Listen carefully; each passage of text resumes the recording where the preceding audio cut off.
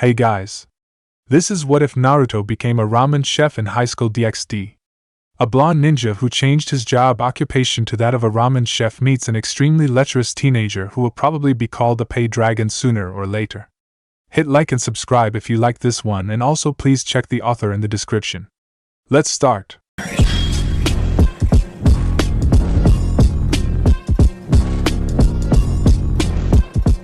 Chapter 1. Medium Pork Ramen. So we've hit the 2-year anniversary of living here, Kurama? Oh aye, answer me already. I know you're awake in there. Shut up. This is a special occasion. I figured we should talk about it. We can talk after my nap. No, don't sleep now, you'll never wake up again. Seriously. And here I thought that I can close the shop for a day and spend some quality time with you, you overgrown lazy bag of fuzz. Well then. How about you carry the weight of our combined existence for a change? I would gladly accept that challenge, but I need to open up the shop. Ungrateful bra zzz. Seriously? You were awake for like 5 minutes. It was a good thing that Naruto opens his ramen shop early, or else he would have had to receive many questioning stares coming his way for his one-man act while he sweeps his shop's front entrance. Then again, the reason he opens early is exactly because he receives weird looks already. The lady next door is still sending him pitying glances whenever he greets her, not for his one-man act, but for other reasons. Damn middle-aged gossiping old hag, I know it's you who's been spreading the rumors of me escaping an insanity asylum. It's not my fault I have a telepathic connection with a disembodied demonic beast who I befriended during a war against 2 guys and a rabbit god, des. Maybe the old hag is on to something. Shut up already! Stop reading my thoughts then. We're connected by th. Zzz. Kurama? Buddy? You there? Naruto glances down to his stomach where the seal for Kurama's home resides. Hearing no answer except for a light snoring sound, the blonde teen sighs to himself and flips over the open sign before walking into his ramen shop. Looks like it's one of those days again.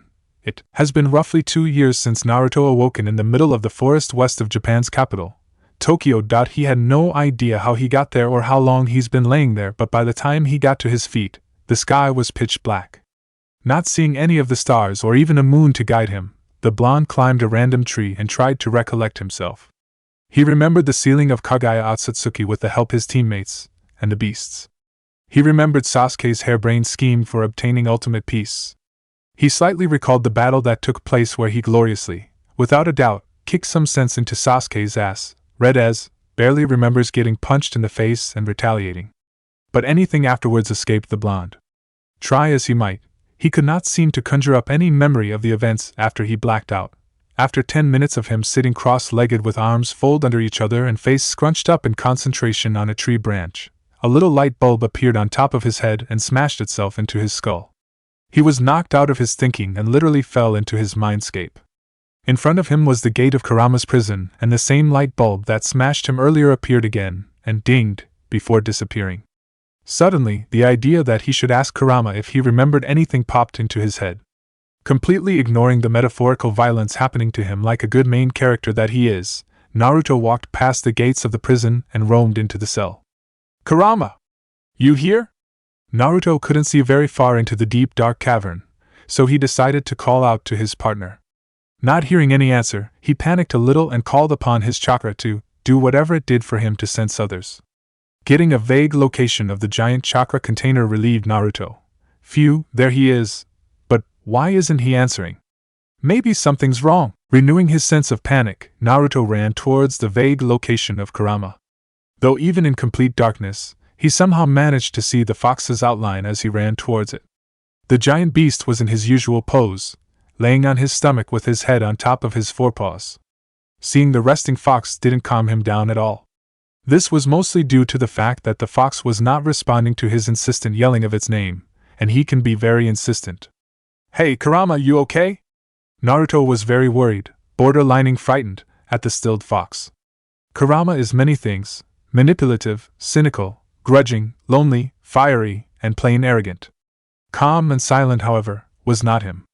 The blonde knew that if he annoyed the fox enough, he would definitely get a tail to the face, and here he was, insistently calling the fox.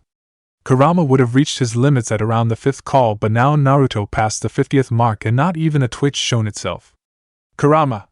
He whispers as he reaches out to touch the snout of his stilled friend, and got a tail slapped into his face, sending him flying a couple 100 meters before he falls to his face, as sticking up in the air. I heard you, the first time, brat. The previously stilled beast opened one of his eyes to glance at the down blonde. It pulled its lips up into a twisted smirk and gloatingly said, Expect the unexpected, look underneath the underneath, right, Naruto? I will never worry about you again, you fuzzbag. Not bothering to lift up his face, Naruto begins to push his body back towards the still lying fox. He didn't need to look up to know the fox is wearing that damned smirk. Though he had said he wouldn't worry, in the end he still noticed how tired Kurama sounded and deigned it important enough to ask. Why'd you sound so tired anyway? I thought you were the invincible Kyubi-sama that wouldn't tire even after terrorizing an army of kittens. We're not in the elemental nations anymore, Naruto. The fox broke in before Naruto could start another of his tirades. Kaguya managed to bite us in the ass even after kicking the bucket. An external dimensional rift was purposely left open. We fell straight into it. I have no idea where we are. Just that we're not in the elemental nations anymore.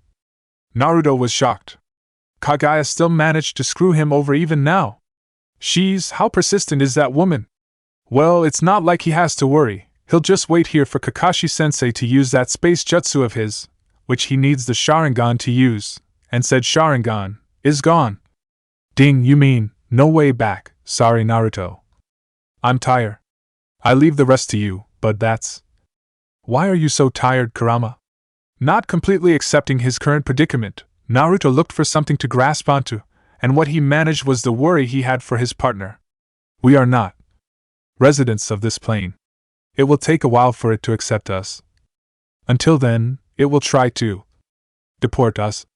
I will anchor us here, so that we won't get deported. Don't do anything stupid. I won't be able to drag you out this time. Good luck, Naruto. The smirk that the fox had before turned into a compassionate smile as he closes his eyes once more and stilled, just like how Naruto had found him. Naruto stood before the resting fox, mouth agape, trying to redirect his thoughts to something. In the end, he just sat on the branch, eyes dazed while looking in the sky at nothing in particular. Naruto chuckled at the memory of what had happened on his first night in this world. Looking back at it, he felt that he could have done better than sitting on a branch for 10 hours straight before getting hungry and stumbling into civilization. Wow, I was so lost back then, stopping a robber to ask him for some help, having the cops catch up to said robber, fighting off said cops to help said robber, getting arrested by said cops for helping said robber, and finally having to wake Kurama up to help bail him out of said arrests by said cops for helping said robber was the first line of events that happened an hour within him fumbling his way into town. On the plus side, he found out that, apparently, Kurama knows how to use genjutsu. Coming from the giant fox who thinks Abai is the answer to everything, that was honestly unexpected. I could have handled it better. Naruto suddenly remembers a scene of him punching a cop in the face for holding down the robber. Could have totally done way better. Another scene of Naruto being tackled down by a group of policemen flashes in his mind. A scene of Naruto being led to a police car in handcuffs with a jacket covering his head slowly plays out from the depths of his memories. He clearly remembers a pair of mother and child who stood in the backgrounds. The mother was covering the child's eyes as he pointed towards the arrested Naruto. All right already! I get it! I'm helpless without you, you bag of fuzz! The blonde screams aloud while tilting his body backwards. He grasps at his head and pulls on a huge chunk of his hair, as another memory slowly plays out. Hee, zzz, honestly, are you sleeping or not, you fuzzbag? Naruto grumbles to himself as he pulls out a cloth to wipe the tables of his small shop. His ears twitch when the doorbells jingles, indicating that a customer is coming in.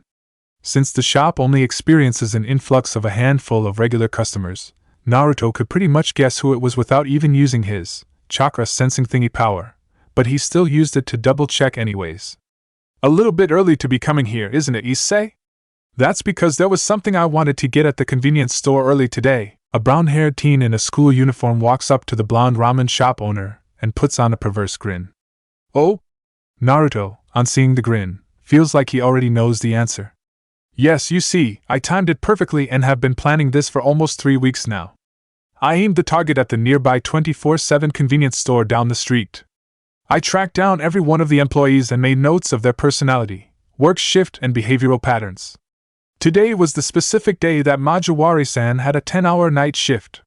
Since he has shown lethargic behaviors during his morning shifts, I picked him in particular to be my cashier so that I could buy dash. The unexpectedly shrewd boy reaches into his uniform jacket and pulls out this, a magazine with a picture of a young woman winking to her readers while barely covering her sizable assets with her hands. In other words, a porno magazine. Yup, called it. Oppai Heaven Deluxe Edition. I've been gunning this down ever since it first appeared in that convenience store. After so long, I finally get to hold it and call it mine. The teen begins cradling the magazine like it was his own child while shedding tears of joy. Heh, if only that old hag next door could see this. So you spent 3 weeks getting this? The teen in uniform nods. Couldn't you have just asked me to buy it for you? But then it wouldn't be considered my child anymore. What about that magazine I bought for you last week? So anyways, part of the plan involved buying the porn and a stack of other objects to pull off attention to the porn itself. Here, I bought this one for you. The uniformed teen, seeing that he was on a losing battle, straightens his back and puts the magazine away only to pull out a game package that he hands to Naruto. The blonde wordlessly takes the game package and looks down at the cover. It shows a picture of a girl, surrounded by 5 boys, with flowers in the background. Its title reads, Otome Game, School Love Fest. Capture all the boys. Naruto proceeds to look back up at Issei with a stoic expression as if to silently say, The hell, man? Yes. That's exactly the look the cashier gave me. He completely ignored everything else I bought afterwards. I said I was buying it for a friend and well, here you go. Issei grins and gives Naruto the good guy pose, completed with a thumbs up and shining teeth. A cartoonish red vein pops out of Naruto's forehead as he throws the game back towards the teen. The first time Naruto met Haida Issei was when the boy walked into his shop a week after its opening with a rubber ducky comically riding on the glowing red bump in his hair. The teen proceeded to drag himself towards one of the empty tables. Nearly the whole shop was empty with 1 or 2 stragglers hanging out in the shop, watching the television and passing time with a cup of coffee. Ordering a medium pork ramen, the brunette proceeded to slouch on the table, face meeting wood. The brunette stayed like that for another 2 or 3 hours, only getting up to eat the ramen that Naruto brought, with Naruto sitting at the same table changing the channels on his television to find something fun to watch. Stopping the switch at a comedy channel, the blonde slouched into his chair as well and accompanied the brunette in silence. After a while, the boy turned his head towards the ramen chef and asked with a sullen face, Hey, if a man were to see a hole in a bathhouse wall that leads towards the women's side, it would be his duty to peep at it, right? Eccentric people is what makes the world go around. Let it be known that Uzumaki Naruto, under most non-life-threatening circumstances, is a lousy source of knowledge to take advice from. Changing the views of a tyrannical god-complexed warlord. Why not? Changing the judgment of a man who has lost all hopes for humanity and thinks that everything will be better if he illusioned the crap out of the world? Sure. Knocking some sense into his best friend who lost his marbles somewhere between back then and then? Every other week. Cheering up a hormonal teenager who currently looks like his whole viewpoint on the world is on the line? Kurama-sama, a little help. Thankfully, the brunette managed to draw up a conclusion to his problem. He paid Naruto for the meal and left with a wistful smile. The second time Naruto met Haida Issei was when the boy dragged himself into the shop 2 days after the first time. He still had a comical red bump in his head as well. Ordering up a medium pork ramen again, the boy slouched at the table he sat in the last time. This time though, the brunette opened right up when Naruto accompanied him at the table. Apparently the red bump was from a failed attempt to slip at a maid cafe and sneak a peek under one of the maid's miniskirt. Issei laughed at his failure and proceeded to pull out a notebook and show Naruto some perverse plans he has in store for future uses. Naruto chuckled at the teen's antics and Kurama, who was conveniently awake at the time, whispered, Oh gods, it's like that toad man all over again. The third time Naruto met Haida Issei was 2 days after the second meeting. Issei walked into the shop without any injuries and asked Naruto if he had a PFP game system. Naruto asked why and Issei said, So that I can play it here. Playing it at home is very nerve-wracking because mom could walk in at any time. By this point, Naruto knew why it was nerve-wracking if he wants to play his game at home, but he pointed out that he only had one television to hook the game system up to and it was the one in the shop. Issei, in all his gloriously stupid innocence, walked up to the straggler that seems to like to hang out in the ramen shop drinking coffee and asked if he minded if Issei played his game here. In the end, Issei, Naruto, and the straggler named Dirterg or something, Issei and Naruto decided to call him Dirt, played the dating simulation together. They managed to somehow unlock and completed one of the secret routes that were surprisingly tear-jerking and emotional. Dirt left the ramen shop in tears, saying that he's off to go buy the game for himself. Issei left afterward, but not before getting a promise out of Naruto that he won't play the game while Issei isn't around. Naruto closed down the shop and started playing it anyways. Kurama helped out a bit, and somehow discovered the super-secret hidden Easter egg for unlocking the Kitsune route. They pulled an all-nighter finishing that route. It was very touching. Kurama, the previous embodiment of fear and evil, teared up a little. Issei ended up being a regular to Naruto's ramen shack after coming at an average of 3 or 4 times a week. He always orders a medium pork ramen and asks a random goofy request. Naruto, for reasons he doesn't really understand, complied with most of those requests. Whether it was giving advice on perverse plans to buying a specific game or magazine, Naruto never could have said no to his perverted friend. So what game is it this time? A patron walks into the empty ramen shops with a cup of coffee in hand. He sees the owner setting up a gaming console in the middle of the shop and asks this while he takes a sip of his coffee. Hey Dirt! We're planning on playing an otome game that I brought for Naruto. Poking his head out from behind the kitchen's door, Issei greets the man. Oh Issei! Don't just make your own ramen like that, it's my shop! Not a snack bar! And you, Dirt! Order some ramen or something, stop drinking coffee, damn it! Oh, so Naruto-san's into guys, huh? That explains why there are no girls in this little group. Yeah, I figured that too. That's why I bought him this game. Naruto takes the game disc out of the box cover and tosses the cover at Issei. Oh, Naruto's done setting up. Let's play. Issei ducks under the thrown item and starts eating the bowl of ramen in his hand as he walks out the kitchen. We're playing as a female lead, right? What do we name her? To answer Dirt's question, Naruto picks up the controller and types in a name with it. Seriously? Issei cringes at the name typed. I wish you luck with finding a boyfriend, Uzumaki Naruto-san. Dirt gives a 2-finger salute to the newly christened game character. It's asking us difficulty we should pick. Naruto moves the game along and goes to the next screen. Try the super hard mode. I wanna see what'll happen. K. Agreeing with Issei, Naruto clicks the super hard difficulty option and schemes over the introduction, something about a high school girl making friends and finding love.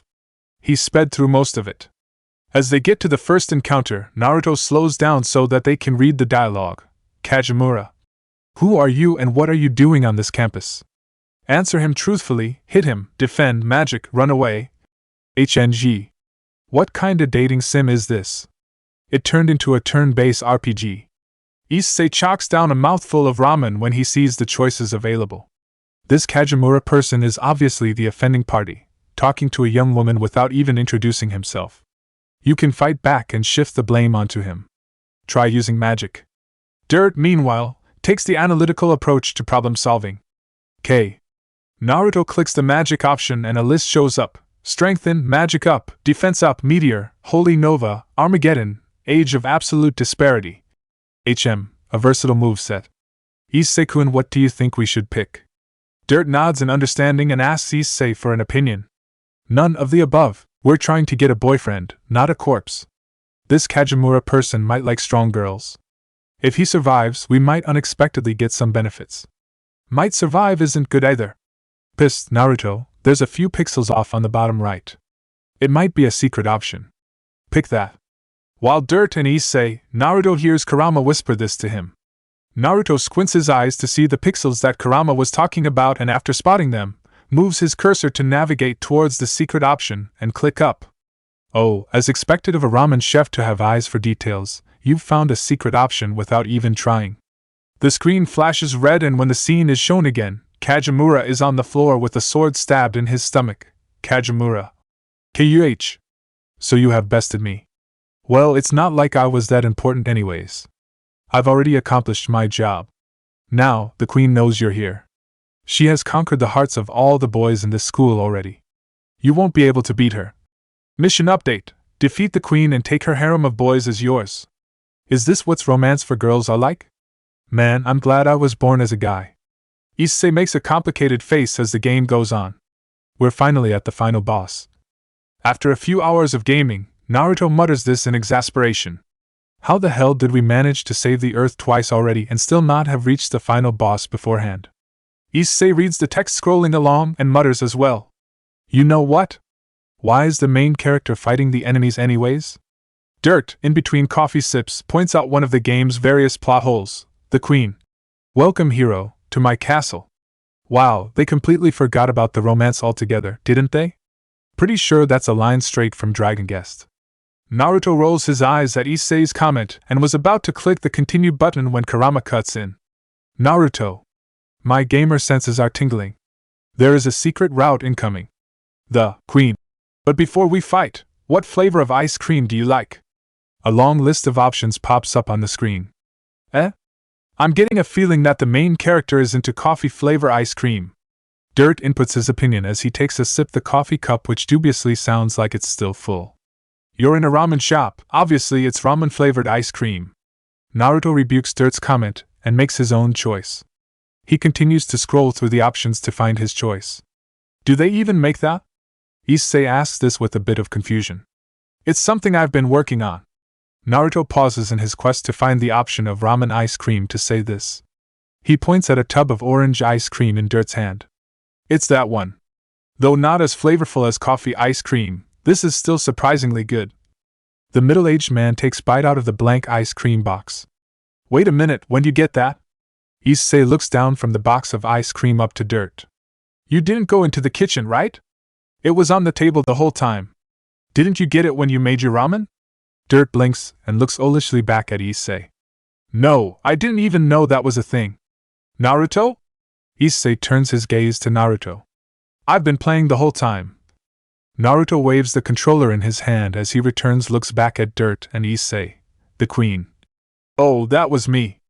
I got hungry while waiting for the hero to arrive, so I sneaked a bite.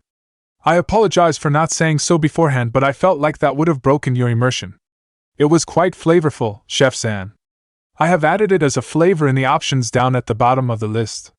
Naruto, Issei, and Dirt stare at the television. The Queen. Oh shoot! Did I break the immersion? Sorry, let me get back to the story. Ahem. So, hero, answer the question or die. What will it be? I heard that too much gaming is bad for your head. Let's go for a walk instead. I agree. I also need to get a fresh pot of coffee. There's a new cafe down the street. I heard they had a really good parfait special and red bean soup. I also need to scope out their lunch competition. Oh, you mean the one with the cute waiters? Let's go. Guess I'll tag along. I wonder what their coffee is like. Pan! Naruto, Dirt, and Issei leave to go to the cafe that Naruto brought up. The Queen. Hello? Are you still there? Hello. Please don't leave like that. At least save and turn me off. Hello. Moe. The Queen, seeing that they left for real, calls out to them in the off chance that they might turn around. After seeing that they aren't, she starts pouting before she grabs the game's cursor to use it and hit the save button on the screen. A moment later, a figure climbs out of the game system and turns off the television. Naruto came home to interesting news after parting with Dirt and Issei. So you're saying that you're a yokai? He asks a 1-foot-tall silver-haired girl with metallic wings and a halo that's more like a game disc. Yes, I am a Tsukumagami of the game. School Love Fest. That you were playing earlier. The 1-foot-tall fairy? Monster? Yokai? Said with pride as she sat on her knees. Didn't the legend say that you're supposed to be 100-year-old? He asks as he points at the Wikipedia page he pulled up on his phone screen. Ah, yes, that is a long story.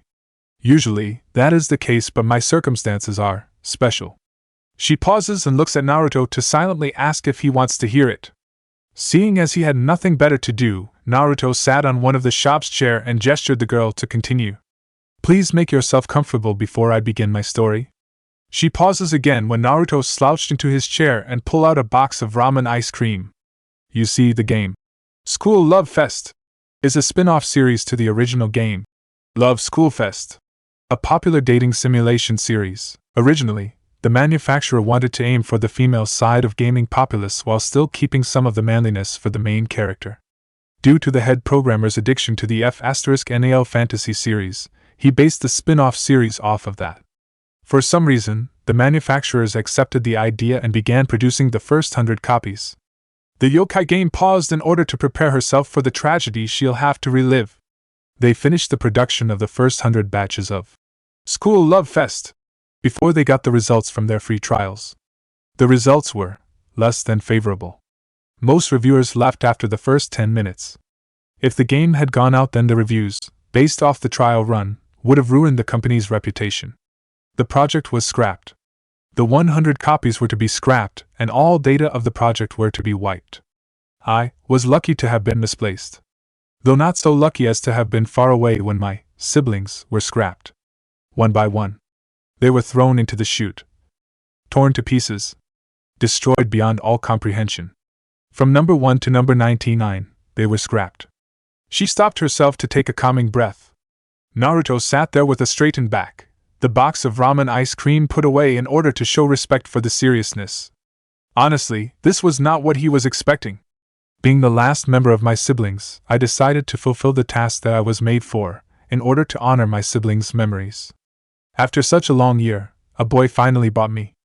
I was finally used, and you looked past the flaw of my programming. The three of you continued to play with me even when the others left after 10 minutes. You allowed me to fulfill my purpose.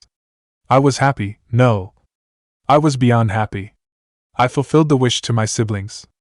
At that moment, I and the 99 souls felt contentment, and me, the Tsukumagami of the game, School Love Fest, was born. For giving me my dearest wish, I thank you, Master. The little fairy kowtowed to the blonde. She held that position for several seconds before sitting back up again.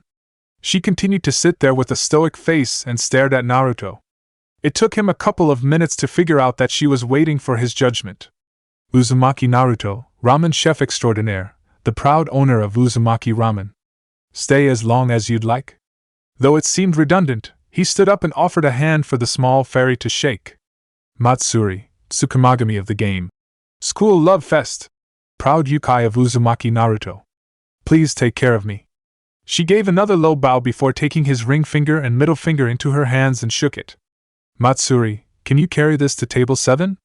Naruto puts a large bowl of ramen onto the counter that separates the kitchen and the dining hall. Of course, Naruto-sama. Matsuri walks by and takes the bowl while leaving another 2 script of food orders before she quickly paces towards the indicated table for the bowl. Can I get a refill on the pork ramen over here? Of course, sir. As she is walking by, another customer calls out to her, causing her to pause and jot down the order to pass to Naruto. Naruto-sama, another large pork ramen for table 5. Yeah, got it. Naruto yells out as he makes another bowl. Upon ladling the broth, he notices something very wrong. Why is everyone eating so much? If this keeps up, there won't be enough for me anymore. As he goes to pass off the bowl of refill to Matsuri, he whispers urgently to her. Matsuri, close down the shop now. It's the only way to safeguard whatever ramen we have left. It's only lunch hour, Naruto-sama. The crowd will calm down soon enough. If you want, I could make some more for you after work. Matsuri, taking the blonde's order in stride, smiles at Naruto, gives a calm reply and then leaves to refill some drinks and clear up the vacated tables for the next group of customers. Damn, ungrateful customers. When I was the chef and waiter, nobody came, but when Matsuri took over, everybody comes. Damn source of income, stealing all my food.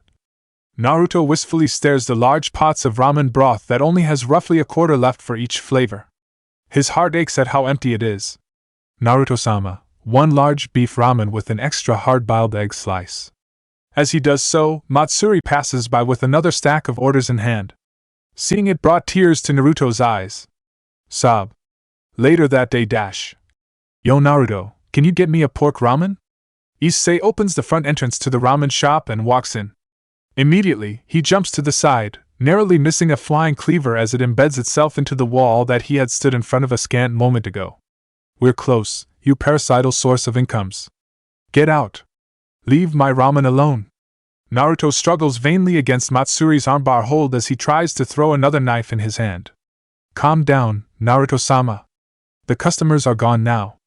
It's just Issei-san. I'll make you a new batch of ramen, okay? Please calm down. While she holds back the rampaging blonde, Matsuri whispers calming words to Naruto. Dirt explanations? Issei crawls over to the table he usually sits at and looks at Dirt, who is sipping on his coffee and ignoring the drama unfolding in favor of the comedy channel on the television. Oh Issei-kun, you've missed the best part. You should have seen it happen when Naruto-san chased off a pair of customers with a ladle. Matsuri-san intervened at the nick of time. Dirt looks down to see the brunette and chuckles.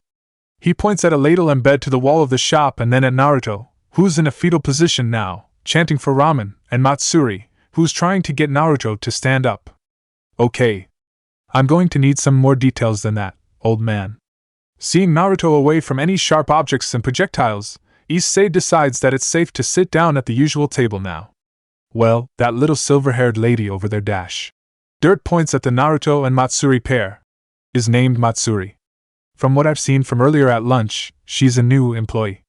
Apparently, she's also the new cook too. From what you've seen. You don't know then? How'd you figure that out? The food isn't subpar anymore. I personally ate 2 bowls myself. Whoa, I've got to try that. I can't believe you actually ate anything from here. Issei stares wide-eyed in disbelief at Dirt and his constant coffee cup. He turns back towards the drama pair and asks, So what happened to Naruto? Withdrawal symptoms. Withdrawal symptoms? Yes. You know how his usual business goes. 3 or 4 customers a day, including us. Issei considers the question a second before saying this with a bit of certainty.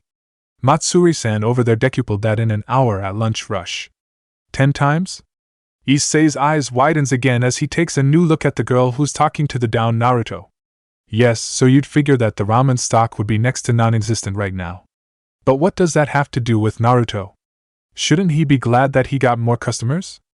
Issei focuses on the shivering blonde huddling in the corner of the room. He stopped muttering to himself, and is now shaking like a leaf. Matsuri puts a blanket over him and rushes to do something in the kitchen. What's Naruto having withdrawals from? Issei-kun, do you know what Naruto-san normally does with his leftover stocks? No? Issei looks at Dirt questionably.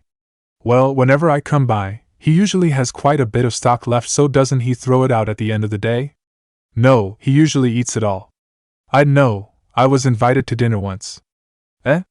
But that's like 6 pot full of ramen broth.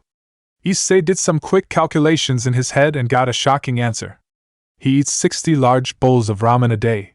You can see why he's suffering from the withdrawal symptoms now. Dirt stands up and walks towards the kitchen.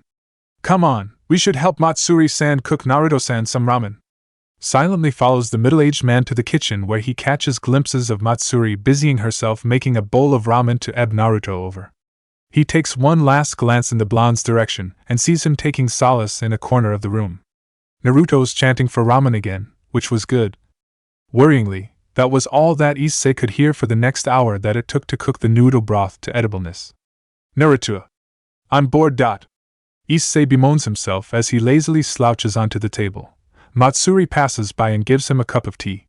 He nodded his thanks before looking back at Naruto. During the past weeks, he and Dirt got to know the waitress/chef/Naruto's caretaker better. The girl seems to live with Naruto in the second story of the ramen shop and for whatever reason, seems to positively worship the blonde in all his uselessness. Normally he would be extremely jealous to see a cute girl dedicate herself to a guy like this, but for some reason, he's not. Matsuri is just so much like a bro that he can't seem to squeeze out even an ounce of jealousy against Naruto. It's not that she's masculine or anything. In fact, he would say that she has a terrific body and dresses very cutely to fit in with her figure. A woolen sweater over a white t-shirt that emphasizes her upper body with black yoga pants hugging her legs that are cut off by a pair of knee-high boots. It's just, he can't seem to find any interest. It's just like looking at Naruto or Dirt, nothing. It wasn't just him, even Matsuda and Motohama couldn't find anything with the perfect hot female type that is Matsuri. Therefore, in all his brilliance, Issei came up with only one possible answer. Matsuri is just a bro. That is the only possible explanation. Whether this implies that Matsuri is secretly a dude or that she's just really cool with guys is up for debate. Issei is not complaining about not knowing, so is Dirt. Anyways, back to the current problem. Issei, I never really bothered to ask, but don't you have homework or something? You come here practically every day and yet I never see you doing any schoolwork. Naruto paused his dating sim to approach Issei about his studies. Now that Naruto-san mentions it. Issei-kun, how is your schoolwork? Erg. Dirt seems to also be taking an interest since Naruto stopped playing his game. I do so and so, I guess. Suddenly, Issei kind of wishes that Naruto would get back to his gaming. Shouldn't he be working right now? So and so, huh? Matsuri! Naruto squints his eyes in suspicion and snaps his fingers. Matsuri immediately pulls out a piece of paper from the inside sleeve of her sweater. When did she even get that? Yes, Naruto-sama. Height Issei /sex male /age 16 /height 5 foot 6 /weight 61 kilograms /grades. Japanese 54. English 46. Social Studies 51. Mathematics 60. Science 58. Special notes. Has been sent to detention on more than one occasion for being caught peeping during and before lunch break in the female dressing rooms. Dreams and aspirations. I want to become a harem king. Matsuri dutifully reads the sheet in her hand and even went as far as to accentuate the exclamation mark at the end of king. Issei pales the minute she got to grade, and by the time she finished, he was giving her the hell, man? Look that Naruto usually gives him. She seized the look and answered back with her anything for Naruto-sama. Smile. Where'd she even gets that kind of information? Has Naruto been stalking him the whole time? And even if he had, how'd he figures to keep that piece on him? Through Matsuri today? Has he been compromised? Was Naruto's ramen spiked the whole time to brainwash him? I read as Matsuri, went and asked your teacher yesterday when I got curious. Naruto cuts off Issei's train of thought before he could continue. Dirt has brought it to my attention that I've been a bad influence by letting you stay here to goof off every day. Issei's glare at Matsuri did a 180 and turned on to Dirt. The middle-aged man suddenly picked up an interest in Naruto's dating sim and started playing it himself, while Naruto gives Issei a reproaching look. Well, what about you? You're so lazy, I bet you didn't do any work when you were in school either. Trying to shift the topic, Issei moved on to Naruto's educational life. The blonde has stated outright that he's only 2 years older than Issei, yet he's opened up the ramen shop last year. Chronologically speaking, that would suggest that Naruto dropped out of high school in order to work. Yes, I never did like school. That's why I worked hard to graduate at 12. Naruto coolly replies with a completely straight face. It doesn't seem like he's lying either. Seriously? Graduated at 12? Wouldn't that make him some sort of super genius? Why is he working at a ramen shop then? Gay. What about Dirt over there? He never seems to be doing anything except for hanging around H-. Issei was cut off mid-tirade when Dirt readily pulls out a small book from his well-worn suit and opened it up to a specific page for Naruto, Matsuri, and Issei to read. There were some numbers and words that Issei couldn't make sense of, but Naruto seemed to understand as he looks at Dirt in disbelief. You make 100 million yen a month? Buy some ramen with some of that money, then, you cheapo. What? Dirt makes what? Seriously? Is this some joke? Yes, this is definitely an authentic balance book from the Saitama Rezona Bank that seems to be well used. Naruto-sama uses the same bank, so I would know its legitimacy. This does indeed prove that Dirt-san makes quite a sum. Matsuri confirms Naruto's outburst after leaning forward and analyzing the book. Damn Dirt and his cocky smile, how Issei wishes he could wipe it off. Well then, there you go, Issei-kun, good luck with your education. Seriously, Dirt, damn you. If you need any help, ask Matsuri. I expect you to finish all your schoolwork today, or you're not going home. Damn lazy genius blonde ex-ramen chef, get back to your porn game. Try your best, Issei-kun. Well, Matsuri, she's such a bro, why can't he feel anything for her, damn it? Issei ended up having a sleepover at Naruto's house due to the fact that he was very behind on his schoolwork. Who knew the lazy blonde was so strict, geez? Asterisk ding dong asterisk knock knock knock pata pata pata pata. What the hell was that? Naruto jolts awake at the sound of his doorbell ringing. We don't even have a doorbell. A mailman perhaps? Matsuri, in her 1-foot-tall yukai form, flies off the pillow next to Naruto's futon and lands on Naruto's shoulder. At 3 in the morning? Who'd be awake at this kind of time? I am. You're too loud, brat. Naruto-sama, who was that? I just heard a voice. Matsuri jolts up as well on Naruto's shoulders and looks around for the source of the deep and irritated-sounding voice. Oh, that's the disembodied lazy, giant, invisible 9-tailed fox that freeloads here. Don't worry about him, He's awake like 1% of the day. I am not lazy, brat.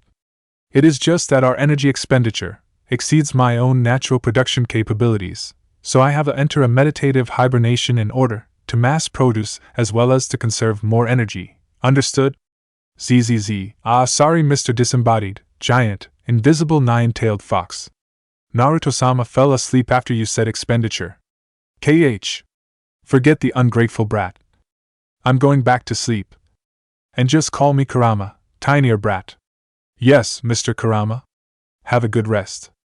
ZZZ, wake up already. Kurama, getting irritated from Naruto's snoring, sends a jolt of chakra through Naruto's nervous system, making the blonde feel an instantaneous but unbearable jerk of pain. Ouch. Naruto jumps awake at the pain and falls on his ass. He looks around confusedly while trying to get his bearings. Huh, where am I? What am I doing?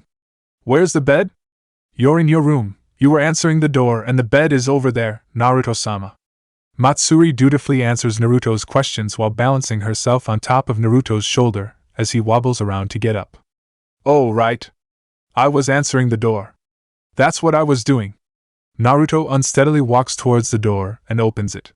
Seeing as there was no one there, he made the actions to close it before Matsuri interrupts him. Naruto-sama, they seem to have left a package for us. Huh! Ah, nice catch. Naruto looks down at Matsuri's prompt and sees an envelope-taped package. He picks it up and closes the door. Walking over to the center of the room, he puts the package back down near his futon. There's no billing address or return address, and it doesn't have a sender name either. What do you think, Matsuri? I'm not sure, Naruto-sama, but why don't we have a look at the letter first? Perhaps that will give us more insight on the matter. Right. Here goes nothing. Naruto picks up the envelope and opens it. Inside was a 3-page letter that was stapled together. The first page's top right corner had the words, "For the eyes of Uzumaki Naruto only," and some kind of scrawl in the footer. Well, I guess this is for us then.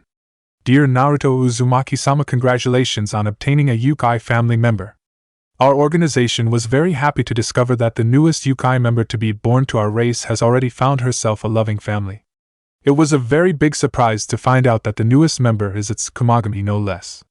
You are a very fortunate man, Uzumaki-sama, as the Tsukumogami types are a rather useful race in normal urban life. Not only do they have a natural affinity for illusion magic, but they are also known for being extremely loyal and are semi-divine bringers of good fortunes. There are 3 things we must warn you about having a Yukai family member though. The first of the warnings is that you must not, under any circumstances, divulge the fact that your newest family member is a Yukai to any party who is not affiliated with the supernatural side of this world. There is an obvious reason for this, but in case you need an example, the Salem witch trials in the Americas, the Loudun demonic possessions in France, and the events recorded in Mary Shelley's Frankenstein. In all of these cases, the normal world is introduced to the supernatural, and the outcome was less than savory.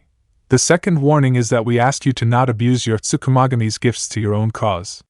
There have been many times since this organization's founding where we've had to personally involve ourselves into the lives of other Yukai-owning families. None of those cases ended prettily.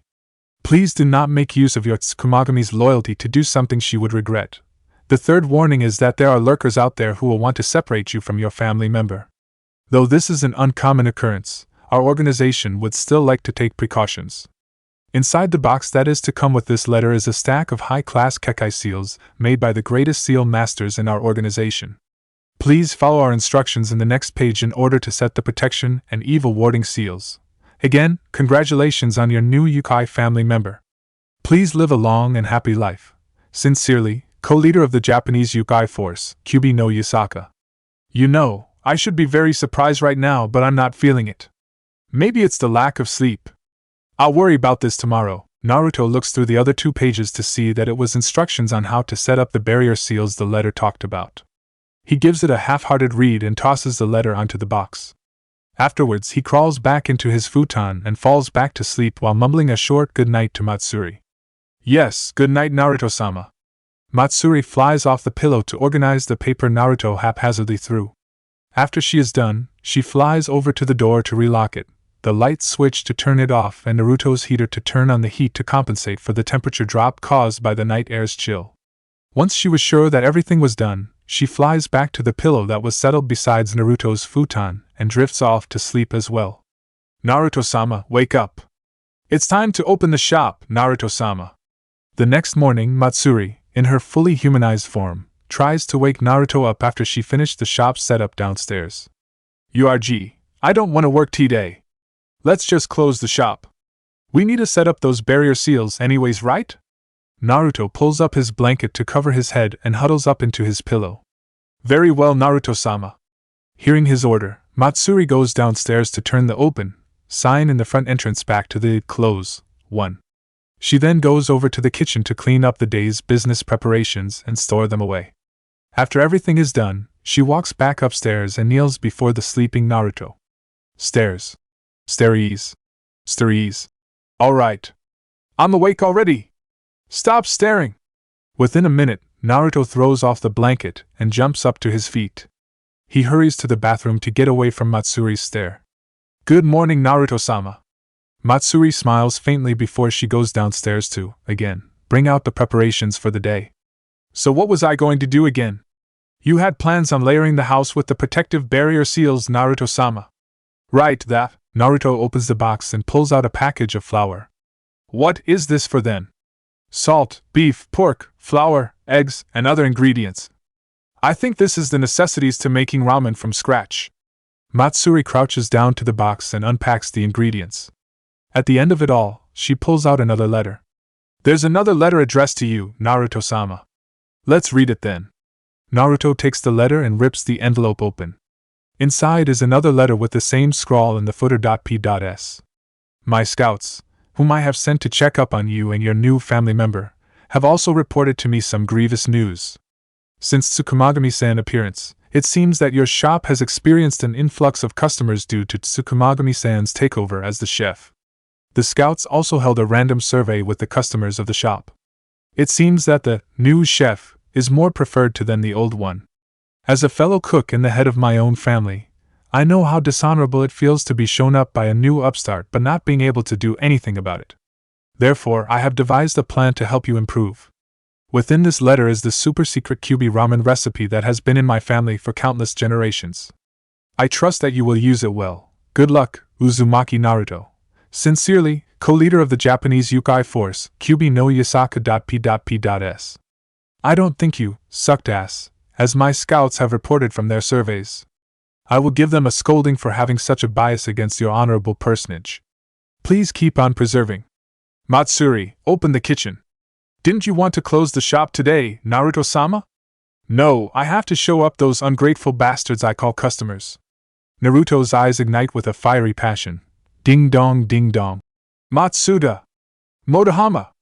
Don't leave me! Issei screams and reaches out to grab his two friends by their ankles before they could get too far away. Matsuda and Motohama, not expecting Issei's rise to drag them to hell as well, tripped when Issei managed to hold them back. Issei, you bastard! Let go and take one for the team! Matsuda in all his bald glory attempts to kick away Issei's hand even as he falls. It didn't accomplish much besides making Issei hold onto their ankle even tighter. Issei! Hurry and let go! They'll be here any moment! Motohama struggles against Issei's clutch as the boy slowly pulls him and Matsuda back to where they tripped him. Kukukuku, consider this karma, my friends! If I go down, we all go down! Issei laughs maniacally as he holds tightly onto the ankles of his two perverted bastard friends. There they are! Get them, girls! A group of angry girls rounded the corner to see the three perverts that they caught peeping on them. Justifiably angered, they chased down the perverts for being perverts, and proceeded to stomp the ever-loving lights out of the miscreants. Anoo! Not the face! Anoo! Ouch! Ugh! Ouch! Anoo! Not down there! Oh! Matsuda and Motohama scream out loud while Issei takes on his punishment, laughing like a maniac. Kahahaha! Issei's class ring. Safe! Issei jumps through the door of his classroom and rushes towards his seat. He unceremoniously tosses the two beaten corpses on his shoulder into the general direction of their seat. Now they can't say that he didn't care. After all, it was thanks to their sacrifice in easing the mob girls' anger that Issei himself escaped relatively unharmed. It might have also had something to do with the fact that he was laughing like a crazy hyena while the girls were stomping them, whichever worked. Sliding straight into his chair, he managed to pull off the same sitting positions as the rest of his classmates, sans Matsuda and Motohama, who are laying sprawl out on their desks. Matsuda in particular has his face on his chair and his ass sticking straight up, just as the teacher walks in. It is currently the period after lunch, so Issei had expected the strict yet friendly Toshio-sensei to come and teach math. However, instead of the usual balding 50-year-old man coming in with his little packets of worksheet, a beautiful blonde woman came walking in instead. She had on a tight-fitting suit on with an equally tight-fitting skirt covering dark brown stockings. Her golden blonde hair was put into a bun, and she exuded a very mature aura. Normally, Matsuda, Motohama, and Issei would definitely jump up and shout it out, "Sexy teacher!" while the class would either look at them in disgust or outright ignore them. This did not happen, however, as both Matsuda and Motohama are both out of action, while Issei realized a very scary thing when the sexy teacher walked in and flashed him an almost unnoticeable glance and a knowing smirk. That sexy teacher is his friend. That sexy teacher is his friend whom he meets almost every day for the past year. That sexy teacher is his extremely lazy and ramen-addicted friend whom he knows does not have any cross-dressing hobbies. That sexy teacher was Naruto. There Issei sits, elbows propped on the table with his face leaning forward while being held back by his clasped hands. He twists his face with absolute concentration as he tries to make sense of the situation. Why is Uzumaki Naruto, a guy dressed as a hot teacher and in his class? Where is Toshio-sensei? Worse off, why the hell is he feeling a thing for Naruto? Naruto walks up to the teacher's desk and puts a stack of papers on it before picking up a piece of chalk. He starts writing on the blackboard. No, that's probably not Naruto. She looks a lot like Naruto, but that's it. Naruto doesn't exude that kind of mature and teacher-like aura. He exudes lethargy. That teacher person is probably a substitute for Toshio-sensei. Toshio-sensei did say his wife is pregnant. He's probably off because of that.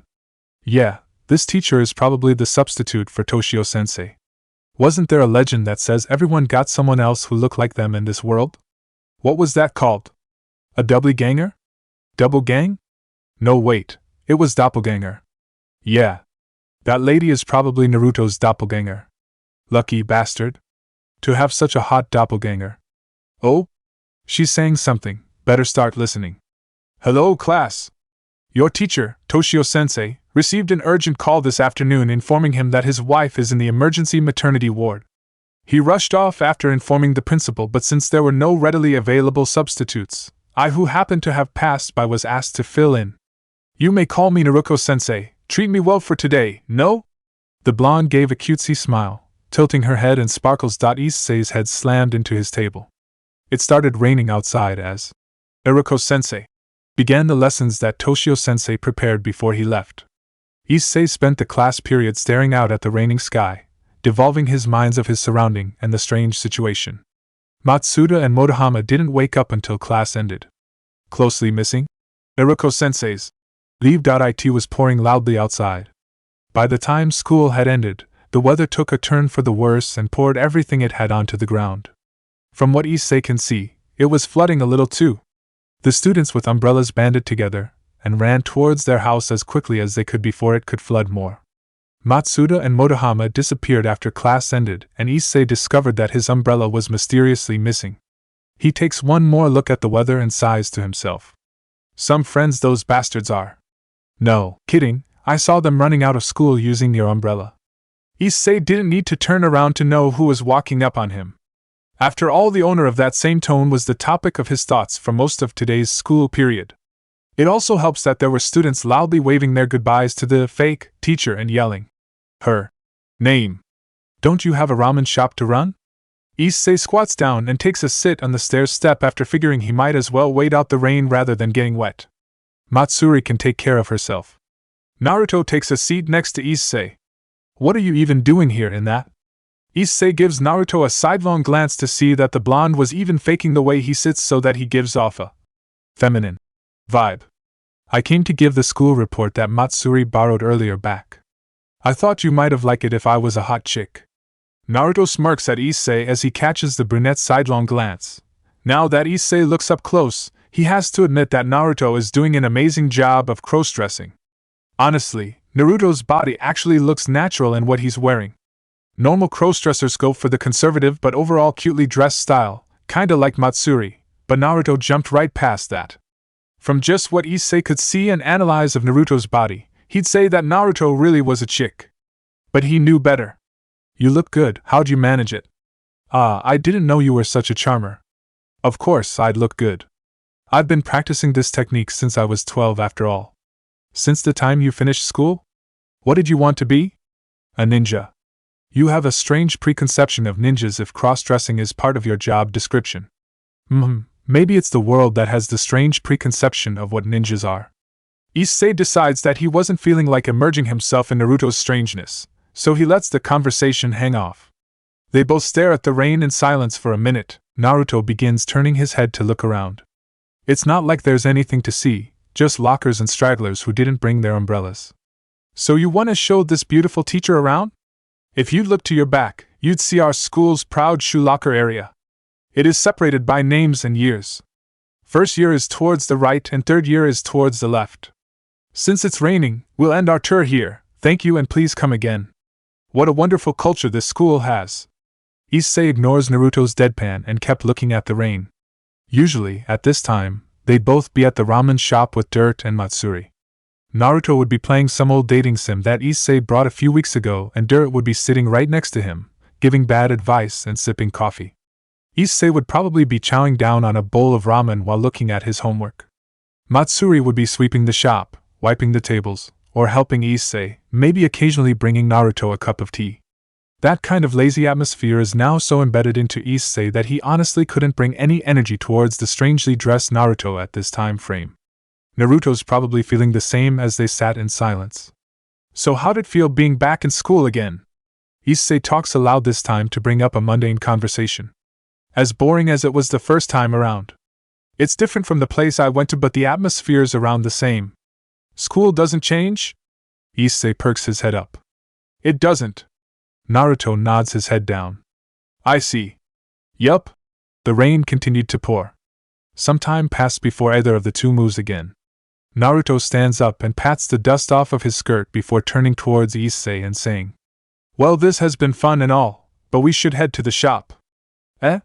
Naruto proceeds to pull out the folded umbrella from his skirt pocket and click it open. As strange as it is that the thing somehow came from a form-fitting pencil skirt, he found it even stranger that the umbrella is big enough to fit two people. The blonde walks down the steps and stops just before entering the rain. He once more turns around to look up at Issei and asks, You are coming? Issei didn't say anything as he walks under the umbrella Naruto held. Honestly, he's got nothing to respond to the blonde's strangeness. All he could say was that it was Naruto being Naruto. There was really no point in Issei trying to figure out his friend's strange train of thought. As they pass the school gates, Issei sees Matsuda and Motohama returning with their own umbrella while Motohama holds Issei's stolen umbrella in his other hand. If he had to venture guessing, he'd probably bet that the two felt bad for ditching Issei and returned to help him out. The two seemed to notice Issei as well, under the umbrella of Naruto, who's smiling extra cutely while making small talk with Issei. They pass each other without acknowledging the other's existence.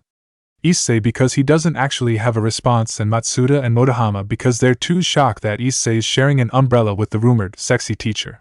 Once they were far enough, Naruto returns to being the lazy man that he is and Issei catches on. That was a horrible prank.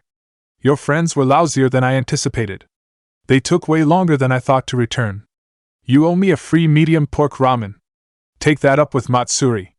Now hurry up. I want to finish that other route I started on yesterday.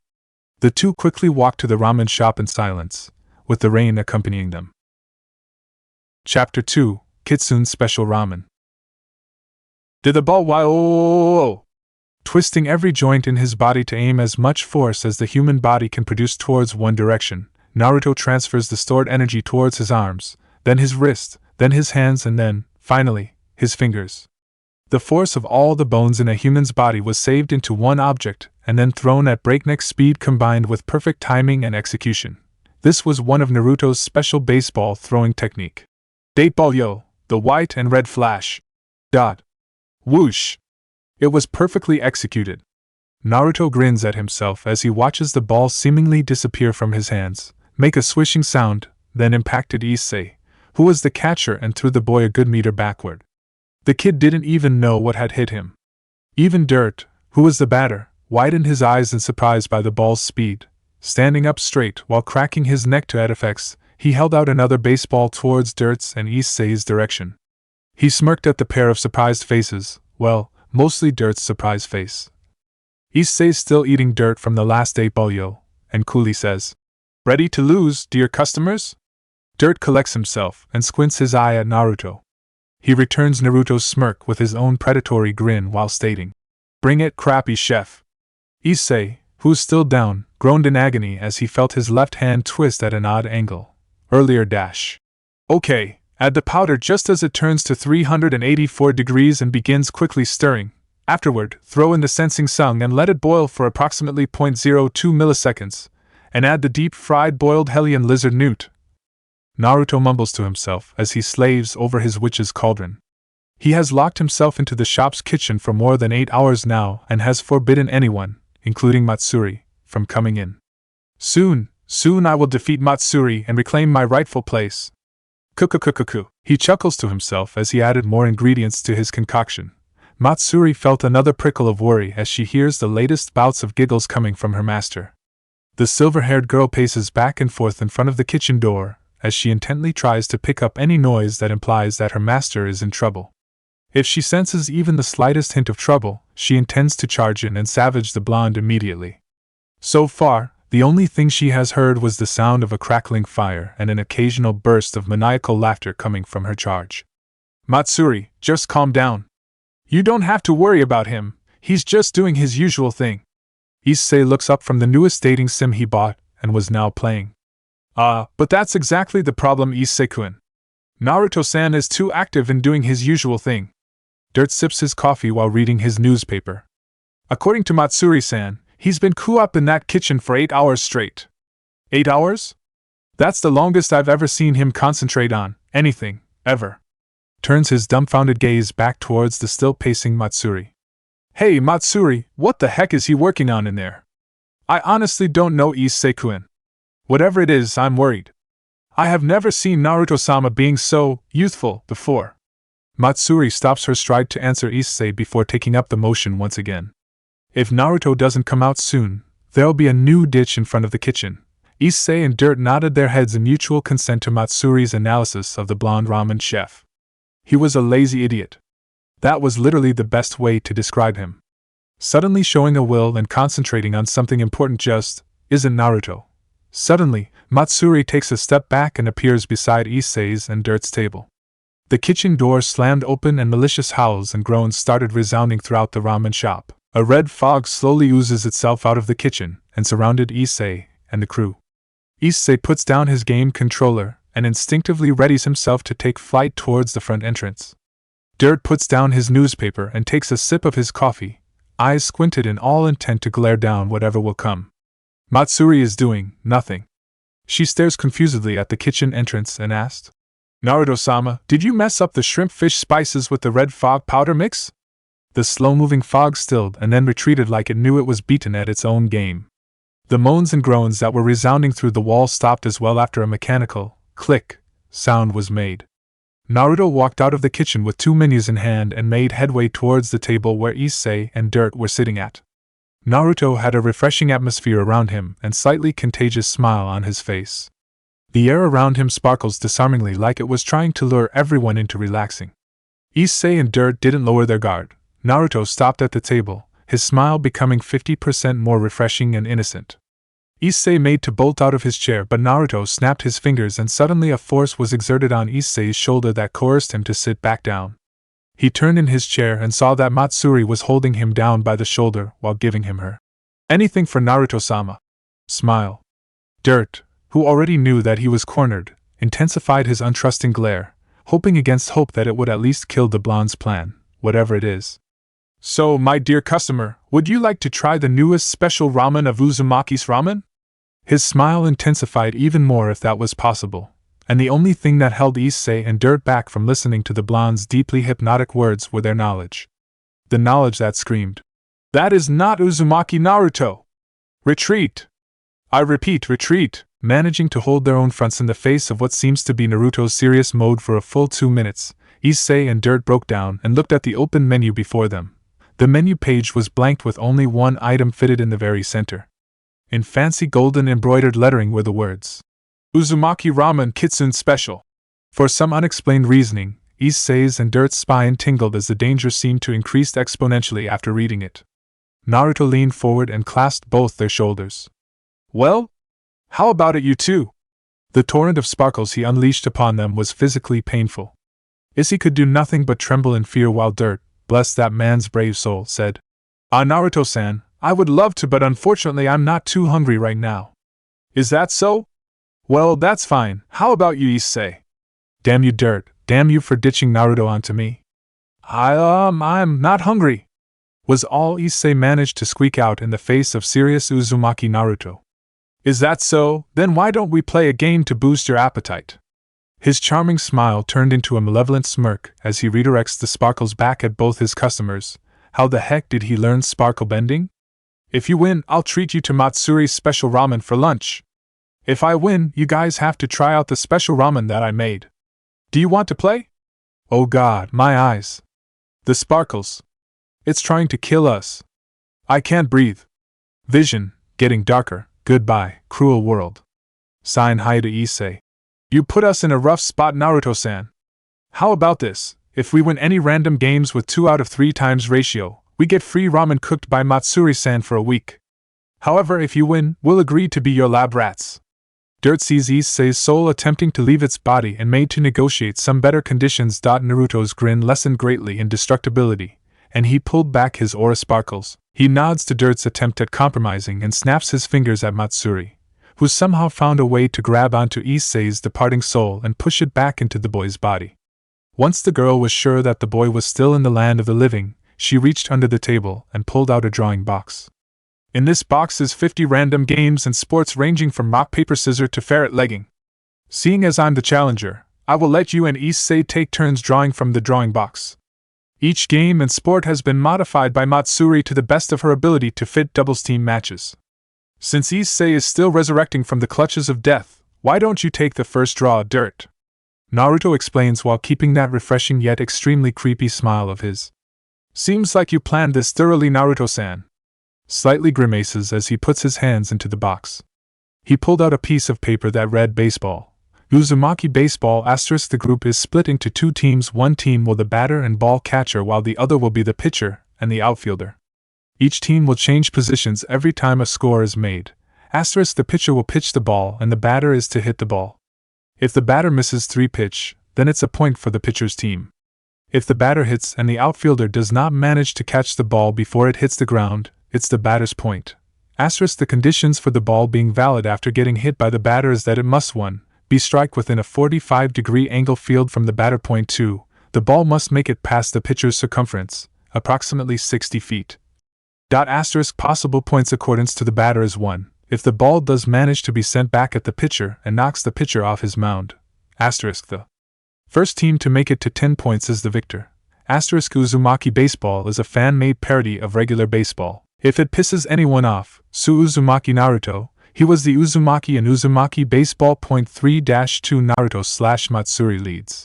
Yeah, Matsuri! Knock the hell out of Issei's wimpy balls. Make him regret standing in front of you. Yes, Naruto-sama. I'll hit Issei-san's balls with all my might. As Matsuri takes up the batter position, Naruto yells out profane encouragements. Don't make it sound so dirty, damn it.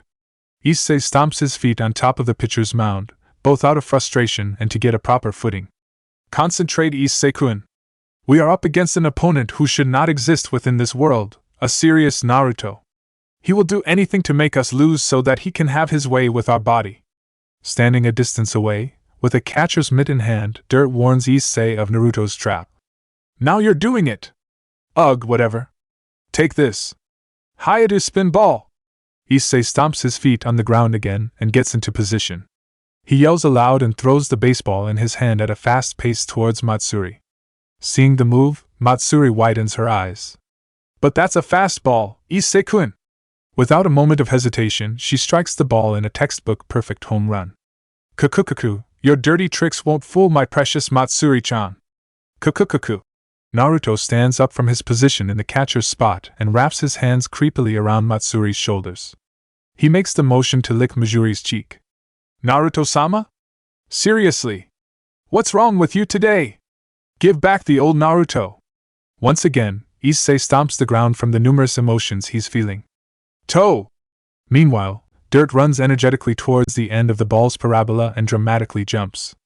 His posture would have made even pro baseball players jealous. Catching the ball and effectively killing his running jump's momentum with a few rolls, he stands up from a cloud of dust. He nods proudly to himself and looks back at the bickering fools who are ignoring him. After a moment of decision-making, he chucks the baseball at the nearest fool, Issei. 0.5-4 Issei/Dirt leads. Che! It looks like Dirt has gotten used to my Datebalyo, the white and red flash. I must use the next of my super baseball throw series, Matsuri towards the left. Yes, Naruto-sama. Seeing another of his balls get hit by the middle-aged man, Naruto clicks his tongue and decides to change strategy. He tells Matsuri where to go to optimize their chances while he takes up a strange stance with his throwing arm pointing completely outwards. Ho? It looks like you were hiding something. Naruto-kun still has a hidden ace left? I wonder what it is. This is starting to become fun. No, it isn't. Have you ever caught one of his balls? It hurts, damn it. Standing at the batter's spot and the catcher's spot respectively, Dirt and Issei bicker with each other. Take this. Datebalyo, Rasengan! Taking Issei's exclamation as a signal, Naruto twists his body and throws out the second movement of his super baseball throw series. Is this some sort of trickery? Such a slow spin ball shall not surpass me. Dirt squints his eyes at the slowly approaching ball and sneers blatantly. The path is already easy to be seen from how slow the ball was going. In comparison, the first move, a fastball, was more dangerous. He roars mightily and swings his bat to strike the ball with all his strength into the right side of Naruto.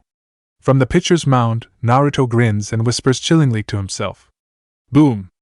Dirt's eyes widen in alarm as the baseball bat in his hand starts bending at an odd angle while he strikes it against the ball. He tries holding it still and pushing it back against the ball's pressurized spinning motion, but the bat couldn't take it. After a moment of struggle, the bat gives in and explodes. The ball flies off towards where Matsuri had settled herself, due to Naruto's earlier recommendation. Tossing away his destroyed bat, Dirt glares down at Naruto. In return, the blonde smirks that wide vulpine grin at Dirt. Garg! It's in my eyes! There are splinters in my eyes! Meanwhile, Issei rolls around on the ground in pain. 9-9 tied game, Dirt batting, last strike. You've been a great thorn in my way, Dirt, but this is it. Even if you have figured out a counter to my Datebalyo, the white and red flash, and Datebalyo, Rasengan, I still have one more hidden trump card. My original Datebalyo technique. Naruto declares this aloud as he puts his hands into a cross T symbol with the ball at the center. A worthy challenge. I accept. Come at me with your full strength, Uzumaki Naruto. Dirt aims his bat at Naruto before getting into a batter's stance. There's more! What kind of ramen chef are you? Go join the freaking baseball league! Issei yells loudly to the blonde pitcher. Ignoring the brunette teen's cries, Naruto takes a deep breath and then throws his baseball. Toe! Dirt narrows his eyes to analyze the ball. Speed, extremely fast. Spin, none. Tricks, none. What is Naruto-kun planning? Seeing nothing special about the ball, he swings his bat in timing with the predicted projectile of the ball thrown. As his bat was about to hit the ball, Naruto yells out the name of his third technique. Datebalyo, Kagebushin no baseball. Dirt widens his eyes in surprise as he catches the shadow of 9 other balls following the path behind the first ball. Because the swing was already made, he manages to hit the first ball but completely misses the other 9, which resulted in Issei getting swamped by baseballs going at breakneck speed. The man lowers his bat and pushes up his eyeglass so that it catches the sun's ray and covers his eyes. His mouth is twisted into a begrudging smile. I see. The rules never said the pitcher can only pitch one ball, just that the batter has to hit the pitcher's pitches. Well played, Naruto-san. Good game, Dirt. You were a great challenge. Naruto walks over to the man and reaches out his hand for a handshake. URG, let's get you patched up, Issei-kun. Matsuri walks over to Issei's prone body and begins to patch him up with a roll of bandage and some cooling cream while Dirt and Naruto did their manly bonding thing in the background. Erg. Matsuri's such a bro. Damn it. Paper, rock, scissor, asterisk. Honestly, if you don't know this, you should be learning what it is instead of reading this. Asterisk. Also, search up the ultimate rock, paper, scissors chart. Now multiply that by 40. Paper, rock, scissors, shoot. The group flashed their chosen hand forward. Naruto used the pure white Sunday. Matsuri had the cybernetic robot woman. Issei flashed the devil to be. Dirt got the nuke in disguise. So, who won? Issei asked out loud. Honestly, he was glad that they were playing something normal after his many experiences with death in the previous game. The problem is, he has no idea what he's playing. According to this chart, Naruto studies a strange rock-paper-scissors chart he got online. He turned it a few times as if trying to make sense of it before declaring. Issei won. I think. Wait, I thought. Yeah. It kind of looks like Issei-kun won. Maybe. Sort of? Dirt takes a look at the chart as well and flipped it a few times. He ended up agreeing with Naruto. Oh, cool. I won. Matsuri, what's the next game? Issei asked the girl who was sadly looking at her cybernetic robot woman sign. He must have startled her because she quickly hid her cybernetic robot woman behind her back and gave Issei a startled look before she processed his question. Since you picked from the drawing box the last time, Dirt-san needs to pick the next challenge. Currently, the match is tied at 1-1. Whoever wins the next game will be the overall winner. Okay then, Lady Luck, please give this old man a good chance. Dirt prays aloud as he sticks his hand into the box and pulls out a piece of paper that reads, First-person shooter. Uzumaki first-person shooter asterisk like any other first-person shooter game. Asterisk try playing Call of Duty or something. I just noticed something. Naruto pipes in after Matsuri finishes explaining the rules of the game.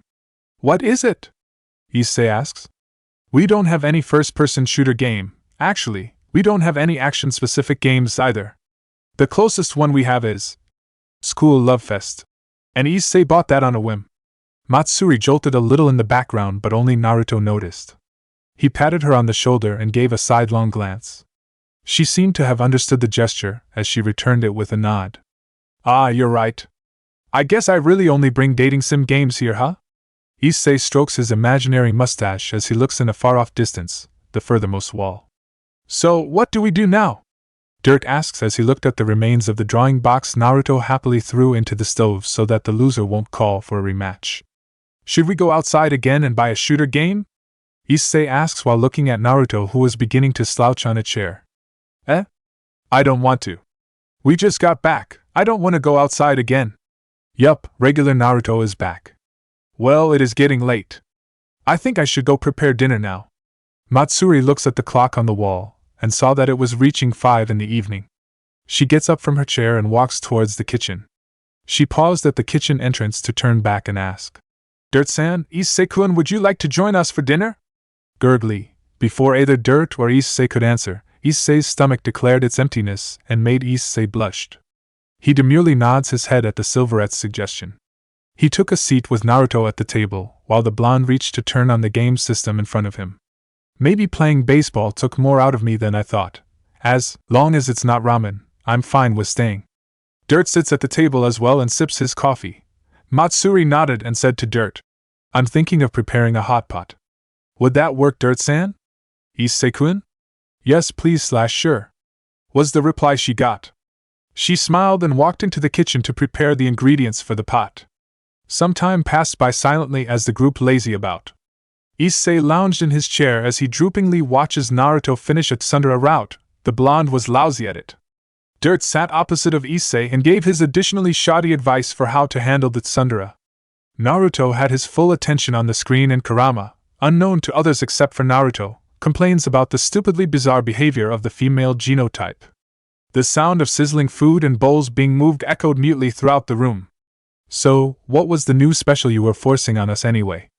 Issei tried to break the comfortable silence with the question that's been nagging on his mind. It's a new recipe a friend of mine gave me. Its constitution is a little strange, but it tastes pretty good. The blonde answers without taking his attention off of the game. It took you 8 hours to make it? Dirt asks while sipping his coffee. He raised an eyebrow at the ridiculousness of the idea. I wanted it to be perfect for you guys. Naruto pouted. Or, are you actually pouting? Issei asks his strange friend. Humph, of course not. It's not like I wanted you guys to enjoy something I cooked or anything dumb like that. Yup, Naruto is definitely pouting. Naruto-san, at least use a line from the game script that fits your character. Dirt sips his coffee methodically. Seriously? You couldn't have just asked us to try it? Issei puts his head on his left hand and leans onto it. I did ask. The blonde simply replied. Bullshit. I nearly crossed the Sanzu River when you asked that. Issei yelled as he remembered one of his earlier near-death experience. I have to agree with Issei-kun, you looked more like you were hiding a thinly veiled threat. No, not a threat, you killed Issei-kun anyways. Dirt backs Issei up. Naruto paused his game and looked at the pair in earnest confusion. I was trying to show my innocence and sincerity. Didn't they say the best way to show it is with a sincere smile? Naruto-san, you really didn't plan this script out too well, did you? You had a box full of games ready, and you seemed very eager to lead us towards that path. Though this half-baked dialogue may fool Issei, I am much more competent at seeing through your lies. Dirt boasted as he sits straight up. He seemed confident that nothing could fool him. Guess his jobs must make him very adept in spotting bull crap and neutralizing it. What's that supposed to mean? Issei complains, but really, he wonderfully fell for Naruto's acting. Che. Found out already. Naruto dropped the look of innocent confusion and went back to droopy lazy look he prefers. So, it was a trick after all. Issei sighs to himself as he gave the blonde a half-hearted glare before slumping back to the cool wood of the table. The silence returned and persisted. Dirt went and helped Matsuri prepare the dishes and utensils for dinner. Issei continued to slouch about, though not out of the usual laziness but out of the sheer exhaustion that's finally caught up with him from earlier. He honestly must hold Naruto and Dirt in a better opinion. The two don't show any sign of the fatigue Issei is feeling even though they were the most active players. Issei-kun, can you help me with turning on the portable stove? I'm bringing the hot pot out. Matsuri calls out from the kitchen. Issei complied and took a few attempts to turn on the aged burner. The pot that Matsuri carried out was massive. At 4 foot wide and 2 foot deep, the pot of broth was undeniably huge. Dirt came out from behind Matsuri carrying the dishes for the hot pot. Beef, pork, shrimp, fish, egg, noodles, assorted vegetables, and even some drinks. The middle-aged man carried the 6 extra-large dishes, the bowl of eggs and the 4 glasses of juice like a pro-waiter. In the corner of his vision, Issei saw Naruto turning off the game system and switching to a random game show channel. Once everything was set up and everybody settled in, they clapped their hands in unison and said, "Itadakimasu." They then each started dipping what they wanted into the pot. Issei went straight for the fattest piece of beef he saw. Dirt got a ladle and started spooning broth into his bowl, which was filled with noodles. Naruto was boiling 2 eggs within the pot with one hand while using the other to eat the food that Matsuri cooked for him. Matsuri professionally picked out perfect portions of vegetables and meat to cook for both herself and for Naruto. The 4 continued to eat in relative silence, which was only broken by some small talk, a few old people joke from Dirt, and the sound of the television in the background. They finished eating, cleaned up the tables and washed the dishes by around 8 o'clock. Dirt was the first to leave the shop as he joked about not being as young as he was before. Issei left afterward when he remembers that he didn't finish his weekend homework. Matsuri went upstairs to prepare the futon for sleep. She, like Issei, couldn't exactly keep up with the energetic Naruto and Dirt and tuckered herself with the ball game from that afternoon. Naruto sat at the table playing a game for another hour to both entertain and accompany Kurama before the fox enters hibernation again. According to the fox, the world was finally starting to accept them as an inhabitant. This gave Kurama a longer waking period as the energy it takes to maintain their existence lessens. This didn't make Naruto worry any less for his friend. He had first-hand experience with the energy output that the fox was capable of. To see Kurama struggle for so long hurts. Especially when Naruto cannot do anything about it. Therefore, the blonde did the next best thing. He entertained the fox in every one of its waking moment. It was all he could do to thank Kurama for helping him so much. If Kurama can now stay awake for a measly 9 hours out of a week, then Naruto was going to give him everything that's worth that 9 hours. The blonde ramen shop owner smiled to himself as he heard the fox drift back into hibernation after a fun day of sports, food, and gaming. He turned off his game system and walked upstairs to join Matsuri in sleep. Today was a fun day. Whoa! The shop looks extra busy today. What happened? Issei whistles out loud as he enters Naruto's ramen shop. He looks around for a seat and was pleasantly surprised to find that the usual table was clean and empty of customers. Issei-kun, welcome. Would you like me to bring you a medium pork ramen? Matsuri walks by with a serving tray and smiles at Issei. That would be good, Matsuri. By the way, why is it so packed today? It's because of Naruto-sama's newest special dish, the Uzumaki Ramen Kitsune Special. The first customer who ordered it said this smell this taste this texture it's Yasaka-sama's special Kyubi ramen. At another table, a group of men yells this loudly, cutting off Matsuri mid-sentence. They each pour the contents of their bowls into their mouth as they cry tears of joy. Men! Take out your wallets, we must buy every last drop of this Amrita. Yes, sir.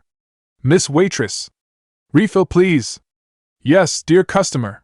Matsuri smiles brightly and responds spiritedly to the group of men who are holding up their bowls. She turns back to Issei a moment later with an apologetic smile on her face. As you can see, Issei-kun, they said something like that. I'll be back quickly with your pork ramen, so why don't you grab a seat? Take your time. Issei waves the girl off and watches her leave to tend to the customers. He walks over to the table and pulls out his homework. Quietly, he ponders to himself. So that new special ramen wasn't a joke, huh? Much later. Thank you for your patronage. Standing at the shop's doorway with her waist bent, Matsuri greets off the last customer in the shop. Phew, finally done. This was a surprisingly hectic day. Good work, Matsuri. Naruto walks out of the kitchen while rolling around his shoulder to relax its muscle. He calls out to Matsuri as she closes the shop's door. Your new ramen is surprisingly popular. Issei says this while he closes his notebook and puts it into his backpack. Jealous that you didn't get any? Naruto smirks at Issei cockily. If you get down on your hands and knees and beg to be my lab rat for the rest of your life, I'll give you some. Tempting, but a harem king bows down to no one. Dirt is on a more successful path to being a harem king than you are cause, he's rich as hell. Coo! Issei falls out of his seat and crouches down on his knees in pain. Cheap words will not bring me down. No, I mean, aren't you already down? Naruto gives the brunette teen a condescending look. Naruto-sama? What are these bowls of ramen doing here? Matsuri pokes her head out of the kitchen entrance to give Naruto a questioning look and show off a bowl of ramen in her hands. Oh, I saved those for us. Bring them out, Matsuri, let's eat. Naruto looks back at Issei as he says this. Oh, Issei, take a seat already. I took the effort to save a bowl of special ramen for you. Eh? Okay. Issei sits back into his chair with a lukewarm reply. Here you go, Naruto-sama, Issei-kun. Thanks, Matsuri. Matsuri walks out of the kitchen with a serving plate filled with ramen bowls. She puts a bowl of ramen in front of each member at the table. Slurp, the sound of ramen being eaten echoed through the empty walls of the once crowded shop. Naruto, as always, breathed in the ramen like it was air and finished in 10 seconds flat. Matsuri, who usually took her time, seemed to particularly enjoy the ramen Naruto made and finished before Issei. Issei finished his ramen at the regular time. Hey Naruto, this is the newest special you made? Yeah, why? It tastes the same as any other ramen you cook. I thought it tasted awesome, then again, all ramen is awesome. Oh right, you have a ramen fetish. I forgot. After finishing his bowl and giving it a final verdict, Issei tells Naruto his honest truth. Receiving the blonde's reply, he couldn't do anything but give Naruto a straight face look before turning to Matsuri. Hey Matsuri, what did you think of Naruto's ramen? I like the ramen very much. The smell is subtle but very pleasing to the nose. Then really whetted my appetite and lured me in to take another bite. The texture of the noodle was springy and chewy but at the same time quite soft and made easy to slurp down. The taste was a bit diverse but the worked well and not overpowering the taste of the. Personally, I think that Naruto-sama's special ramen is on another league compared to my measly imitation. The silver-haired girl replies professionally without a tint of hesitation in her face. Naruto preens at the comment, while Issei looks at the girl incredulously. How did you get all that out of Naruto's plain ramen? As if doubting himself, he takes another sip of his leftover broth and raises an eyebrow in a questioning manner. Naruto looks at Issei and Matsuri with an investigative expression before clapping his fist on top of his palm like he just figured out something. Issei yeah, Naruto? You didn't finish your homework, did you? Burk. I did most of it already. I just have a bit more before I'm done. I'll do it at home or something. Do it here. I'll check it when you're done. Naruto stares Issei down with a dangerous glint to his eyes. In response, Issei pulls out his homework again and begins working on it. While you do that, Matsuri, let me help you with the dishes. Naruto stands up and carries the emptied ramen bowls to the kitchen. Thank you, Naruto-sama. Matsuri gets up and follows after the blonde to the kitchen. This is because I called his ramen plain, isn't it? After the two leaves, Issei looks up from his homework and stares at the kitchen. He says this before he goes back to his homework, inside the kitchen. Did you give Issei the plain ramen, Naruto-sama? Matsuri asks Naruto this as she passes a rinsed dish for Naruto to dry. No, all 3 bowls were the special ramen that Kyubi no Yasaka sent through the letter. But Issei said it tastes like your regular ramen while I tasted something so incredible, it felt beyond my comprehension. That's probably because the special ramen is a yukai dish. A yukai dish? But there were customers who those are probably the people the Yukai Association sent to check up on us. So they were yukai. I did not notice it at all. You're still relatively young for a yukai. Don't worry too much about it. Yes, Naruto-sama. Hearing this, Matsuri nods her head and continues to clean the dishes. Outside the kitchen. Issei, what are you doing? After he and Matsuri finish cleaning the dishes, Naruto returns to the restaurant proper and immediately lock on to Issei as the brunette organizes his homework on the table to make the ink resemble the shape of a naked woman. I'm creating a ritual to summon the Oppai gods and ask them to grant me knowledge. Glaring at the pages in his hands as if they were puzzle pieces, Issei answers Naruto's question without breaking his concentration. Carry on then. Naruto gives a mystified nod and walks to the table to turn on the game system. He keeps Issei in his peripheral in case the brunette breaks more than he already is. Call me if you need any help, Issei-kun. Matsuri smiles and takes up a broom to begin sweeping the shop clean. Thanks, bro. Issei grunts to Matsuri and carefully lays down the next piece of homework into his ritual circle. A week afterward, a certain red-haired high schooler received a letter from her equally red-haired brother cautioning her of the new Yukai faction in Tokyo. The new faction already claimed a small shopping area near Ko Academy as their territory, and they seem to have made their headquarters near a small ramen shop in the center of the area, where they are spotted to often have seemingly unorganized grouped meetings at. The redhead girl was warned to be extremely cautious whenever they are near the shopping district. Ring ding. Yo, I'm here. Issei walks into Naruto's ramen shop with a slouch. Matsuri waved at him with a smile as she finished writing down a customer's order. Naruto poked his head out of the kitchen to give Issei a quick sup, before ducking in again to fill out Matsuri's newest order. Seeing as they were busy, Issei stalked to the usual table to find that Dirt, who has been missing from the shop for a week, was there sipping his drink. Issei was mildly curious to see that the middle-aged man was wearing a collared Hawaiian t-shirt and a pair of shorts instead of his usual worn-out business suit. Yo, Dirt! Where've you been? Issei asks as he sat down on his usual seat, opposite of Dirt. He began pulling out some worksheets to review. Ah, Issei-kun, you're here. Here I brought a souvenir for you. Dirt hands Issei a gift bag with some foreign lettering that Issei couldn't understand. A souvenir? Were you on a business trip or something? Issei gratefully accepts the bag with a thank you. No, it was the opposite actually. Some of my coworkers said that I was overworking myself and suggested that I needed to take a relaxing trip. Luckily enough, another coworker had spare tickets to visiting Spain, and I somehow or another ended up tagging along. It was a fun trip. Dirt reminiscent as Issei gives him a stony face that expressed. You. Work? What work? Hoped you had fun. Now then, let's see what you got me. Pushing off Dirt's obvious taunt for its Komi, Issei opens the gift bag to find 4 magazines. Confused, he pulled them out and widens his eyes comically.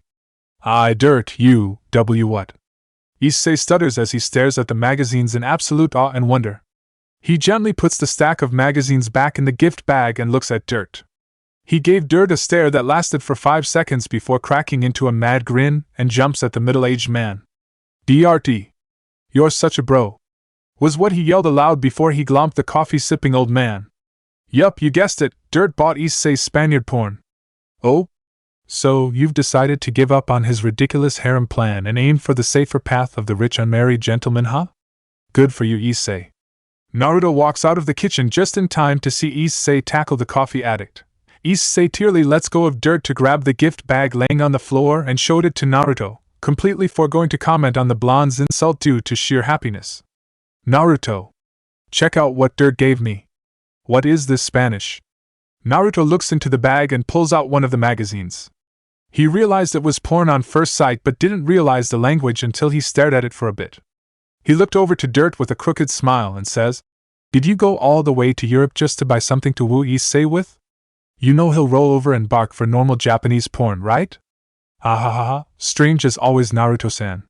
Here, I bought you and Matsuri a gift as well. Dirt laughs off Naruto's insinuation and hands the ramen pair their souvenir. You are just tempting me, aren't you? Not gonna fall for it. Now let's see what I got. Naruto glared at Dirt for a good 2 seconds before taking the gift and ripping the wrappings to shreds. Naruto lifted up the object that was once covered in wrapping, beheld it to his eye level and then chucked it at Dirt. This is just more porn, damn it. Dirt seemed to take great amusement in Naruto's expression as he chuckles at the flying magazines being thrown. Matsuri's tight expression seemed to agree with Naruto's mad accusations, but unlike the blonde, she politely sets her porn back onto the table. Issei gave her a puppy dog look that she understood immediately and gave her approval. The brunette teen beamed with happiness, so much so that even Matsuri's sweat dropped a little. Naruto glanced at Issei's happy expression and scowled. Why are you so happy? Don't you have your midterms coming up soon? Seeing the boy's devastated face almost made Naruto's day, almost. It would have made his day if Issei didn't look like he remembered something horrible. That devastated expression only told the blonde one thing. Issei forgot about his midterm exams. The blonde sighed to himself and looked at Issei in exasperation. Relax, we still have time to cram. When are the test dates? Naruto prodded the boy on the ground. Issei looked at Naruto with dead eyes of resignation. It was the eyes of a soldier going into a war on the losing side. The eyes of a defeatist. He moved his lips and muttered, Tomorrow. Matsuri stared at Issei in disbelief. Naruto slammed his head onto the table and Dirt chalked on his coffee. Together they yelled, How could you forget such a thing until the last minute? Issei responded with a dry, cracked chuckle and a far-off look. Naruto scratched the back of his head and sighed before walking towards the madly chuckling brunette. He grabbed the teen by his collar and dragged him to the second floor of the ramen shop to study. Matsuri, close up. Dirt, get a big crate of some strong black coffee. We got approximately a 12-hour all-nighter to cram months' worth of knowledge into this fool. Upstairs, 12 hours remaining until school opens. According to Issei-kun's report card, his weakest subject is English and social studies. He is proficient in math and science, aka failing slightly less than usual, and is in the middle ground with Japanese. Matsuri reads off of the newest report card she got from Issei's school. According to the potential tests that I got glimpses of when hacking the school database, it is safe to say that we should spend the most time focusing Issei-kun's studies on English, Japanese and science, as they are the hardest ones. Issei started when he heard Matsuri said something strange. Wait, did you just say you had dash? Since my job involves me making many connections. I am quite capable in the English and social studies department. I take up on being Issei's tutor for those subjects. Dirt cuts in before Issei could somehow distract himself. I am quite adept in the math and science area myself, so I will help Issei-kun with that. Matsuri gives her 2 cents after Dirt gave his. In that case, I will take Japanese on for myself.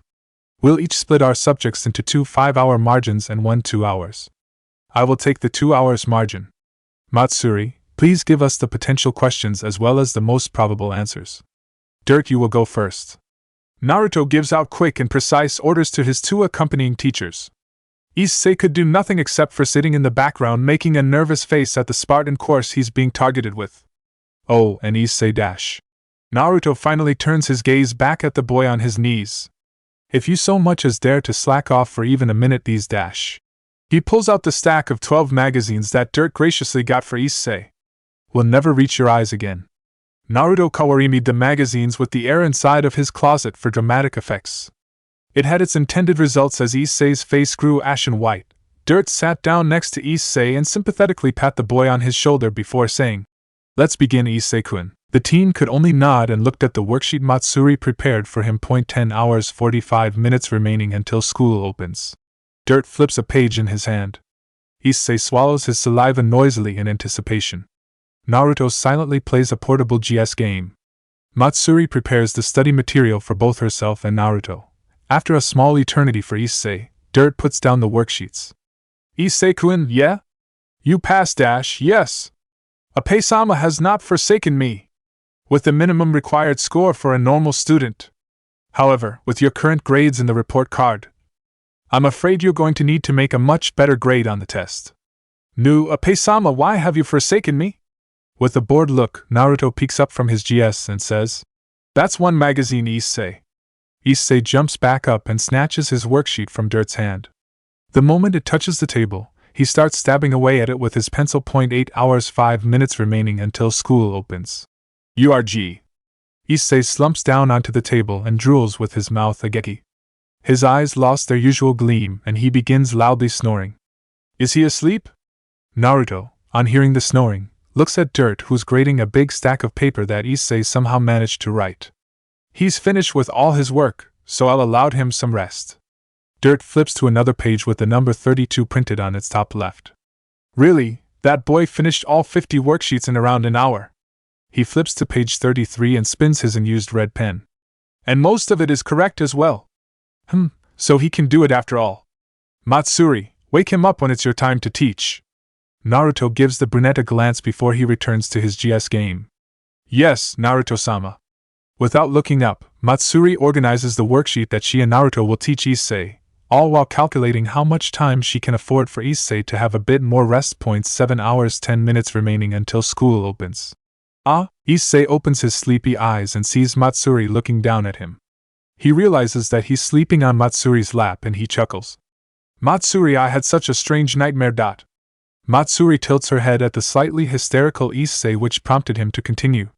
Naruto was threatening me to study for 12 hours straight, or he'll take away all my porn. How crazy is that, huh? Issei starts chuckling deliriously at the strange idea. That's still happening, Issei. In fact, it's about to be Matsuri's turn to teach you soon. Naruto peeks over Matsuri's shoulder and shows Issei an alarm clock.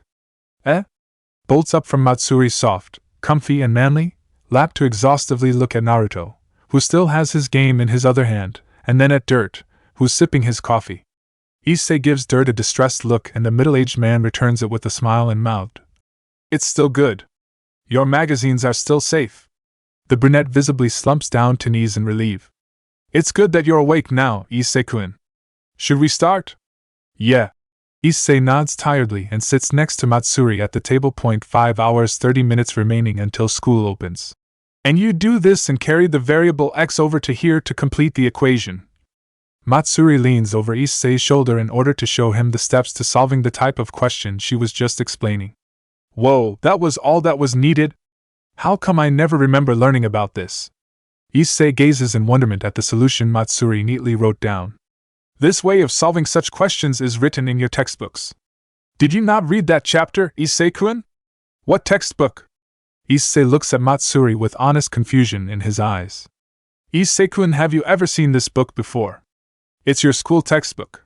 Matsuri hands Issei a semi-thick blue, hard-covered book. No, I've never seen this before. Issei takes the book and flips through it with a bit of consternation. Oh hey, it has what the teacher's been teaching us, and solutions too. Issei's eyes glow in joy as he flips through a page with questions he recognizes. After flipping through the textbook for a bit, he turns to look at Matsuri in complete amazement. As expected of you, Matsuri. You're prepared for anything. Ahaha, thanks, Issei-kun. Matsuri takes the compliment in stride and feels her smile twitch slightly. Both Dirt and Naruto look up from their respective cup of coffee and PFP to give Issei the, "Are you an idiot?" Look behind Issei's back. 4 hour 10 minutes remaining until school opens. And that's the final question. Matsuri checks over the last of Issei's worksheet to see if they missed anything. Good job, Issei-kun. Why don't you go rest for a bit before your tutoring time with Naruto-sama? Issei nods tiredly again for the xth time that day and slumps onto the cool wooden table. Matsuri, by your calculations, what are the chances of Issei passing his test tomorrow? Considering the fact that he knows most of his exams question by heart now, he should be able to pull his average up to above the passing requirement. That's good. Prepare the guest futons. Let him sleep for the rest of the night. Yes, Naruto-sama. Is it because you care for his health that you let him sleep in, or is it because you're too lazy to teach him yourself? Dirt smirks at Naruto and helps Matsuri drag Issei's dead body to one of the prepared guest's futon. A little bit of both. Naruto gets up from his spot and walks out of the room to go downstairs. Start sleeping first, I'm gonna go for a walk. Yes, Naruto-sama. Good night, Dirt-san. Matsuri crawls into the furthermost left futon, the one that's next to Naruto's, and begins to sleep. Have a good night, you two. Dirt picks his spot and takes his spot in the futon next to Issei's, who's the furthermost to the right. Good night, you two. Naruto closes the door behind him and walks down the stairs. Once he's in the shop's dining area, he heads towards the entrance. He unlocks the door, leaves the shop, and locks up after himself. Afterward, he begins walking down the empty street. Alone, he speaks aloud. Hey Kurama, you think we got enough in our tank to shape a permanent Gautama? We can make up to 3 temporary ones with full power at our current capacity. A permanent one will have some restrictions. What do you have in mind? Let's make a good luck charm. 1 hour after school opens / 30 minutes remaining until class starts. I'm late. Issei rushes downstairs with his clothes disheveled and his hair a crow's nest. Issei-kun, please wait a moment. Walking out of the shop's kitchen, Matsuri calls after Issei as he jumps down the last few steps of stairs. What's up, Matsuri? Issei stops short at the entrance and turns around to see Matsuri wearing an apron. Here's your lunch and I wish you good luck on your test.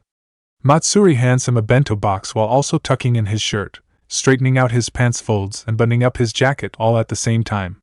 Yes, remember your preparations and you should do well. Dirt jumps in as well from his usual seat at the table they always sat at. As always, he has a coffee cup in hand. Yeah. Thanks, I'll do my best. Issei nods confidently and races out the ramen shop when Matsuri lets go.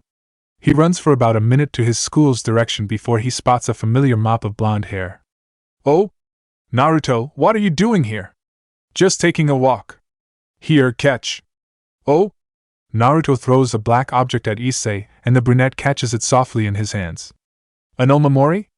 Issei opens his hands to see a pitch-black omamori. He pauses for a second before looking back up to Naruto. Good luck on the test. The blonde walks past Issei and gives him a pat on his shoulder. Without another word, Naruto walks towards the direction of the ramen shop. Thanks, Naruto.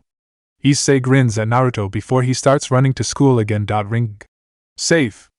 Issei rushes into his class just as the bell rings. He slides into his chair and slumps his back into it. He tries to calm his labored breathing and only somehow made himself more nervous for the test. He groans to himself as he tries to remember the Spartan teachings that Naruto, Dirt, and Matsuri tried to imbue into his brain. He somehow managed to remember Matsuri's efficient teachings and Dirt's hands-on, aka lots of writing, approach. For some reason though, he can't remember Naruto's attempt at teaching. Any of it, actually. Knowing how enthusiastic the blonde was at getting him to study, Issei was sure that the blonde did something crazy to teach Issei, but for whatever reasons, he can't remember it. Was Naruto's teaching style so bad that my brain actively tried to wipe out the memories? Is that even possible? Before Issei could continue his train of randomness, the classroom door opened. Since this is a testing day, a random teacher is assigned beforehand to each class to administer the tests to the students. Trying to get his mind off of his re-enclosing nervousness, he took a look at the teacher, and did a waterless spit take. Now he understood why he sensed a weird feeling of déjà vu. 10 minutes earlier outside the Ko Academy's school gate. Alright Matsuri, you're the fill-in student for the empty seat next to Issei. Use whatever skills you have to throw off attention to yourself. Dirk, you'll be the first test administrator for Issei's class. I'll be the brain who's in charge of overlooking the situation and giving instructions. The main objective of our mission is to passively encourage Issei to pass the test. All forms of cheating will be regulated by me and carried out by you too. Remember to keep wearing your mini headphones for the remainder of this mission, and don't let others notice it. Is there any question? Naruto asks as he sits within the cover of a bush while wearing camel clothing. It didn't really work out because of his blonde tufts. When and how did you even prepare all of this? Dirt asks as he fixes his gray tie while looking at a full-size mirror Matsuri was holding up. About an hour ago I went to the principal and asked. He readily accepted my proposition. Naruto simply said. It wasn't a lie, just not the full truth. He did come to Ku Academy and ask the principal, with an extra helping of grade A Kurama genjutsu, and the principal did accept, after approximately 10 minutes of genjutsuing. Dirt seems to have left it at that, so Naruto deemed that he didn't need to explain any further. Is there any other question? Seeing the other two squad members shake their head, Naruto grinned and said, Good. Mission start. Issei's classroom. Dirt passed out the test and went back to the teacher's desk to read his magazine and drink his coffee. He didn't do anything strange when he got to Issei's table besides mouthing the words, Naruto's idea. So Issei figured that this is just their way of encouraging him on. An hour passed, and Issei had to admit that he was doing the test with relative ease. So far, he has passed no questions that he did not remember already doing. It was both reassuring and scary how all these answers that Issei's pouring out is from Matsuri's worksheets. He made a mental note to not let the silver-haired girl go near his computer. He was near the end when he came across a question he did not remember doing. He tried to comb his mind of any mention of this question but came up blank. Panicked, he sat there for 5 minutes trying to do it himself, but he soon found that he had no idea where to start. Was this a new concept that Naruto was supposed to go over with him? Is this question in the blank spot of his memory of being with Naruto for the night? In that case, this is extra bad. If he misses this question and Naruto finds out, his porn collection would disappear. Issei sat there practically hyperventilating when something moved from the corners of his eyes that he made a subtle glance towards the moving object, and almost screamed aloud at seeing Matsuri sitting in one of the empty seats in the classroom doing the test as well. He rubbed his eyes once and still sees Matsuri wearing the cute Ko Academy uniform. He rubbed them again and still sees a very real Matsuri casually doing the test in the cute Ko Academy uniform. The very real Matsuri took a quick glance at him, and then signaled something with her facial expression. He somehow understood her signal and glanced down to her hand which held 3 fingers up.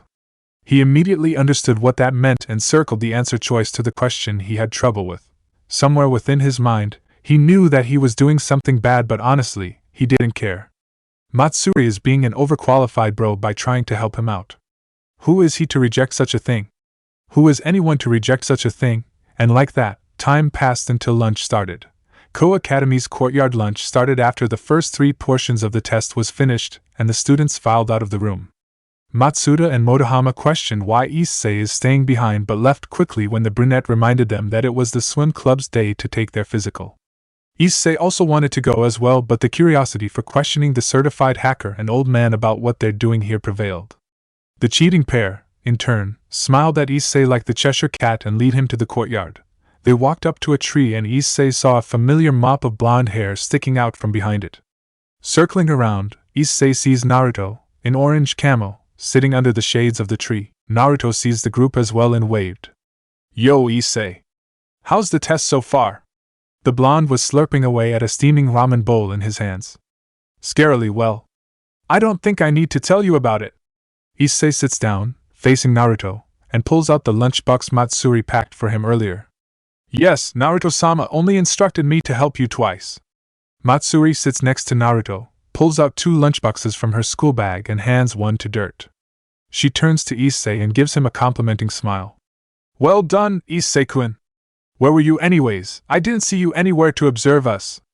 Dirt takes a seat next to me. He looks at Naruto as he opens Matsuri's lunchbox. I was in one of the trees. Naruto waves around the binocular that was hanging off his waist.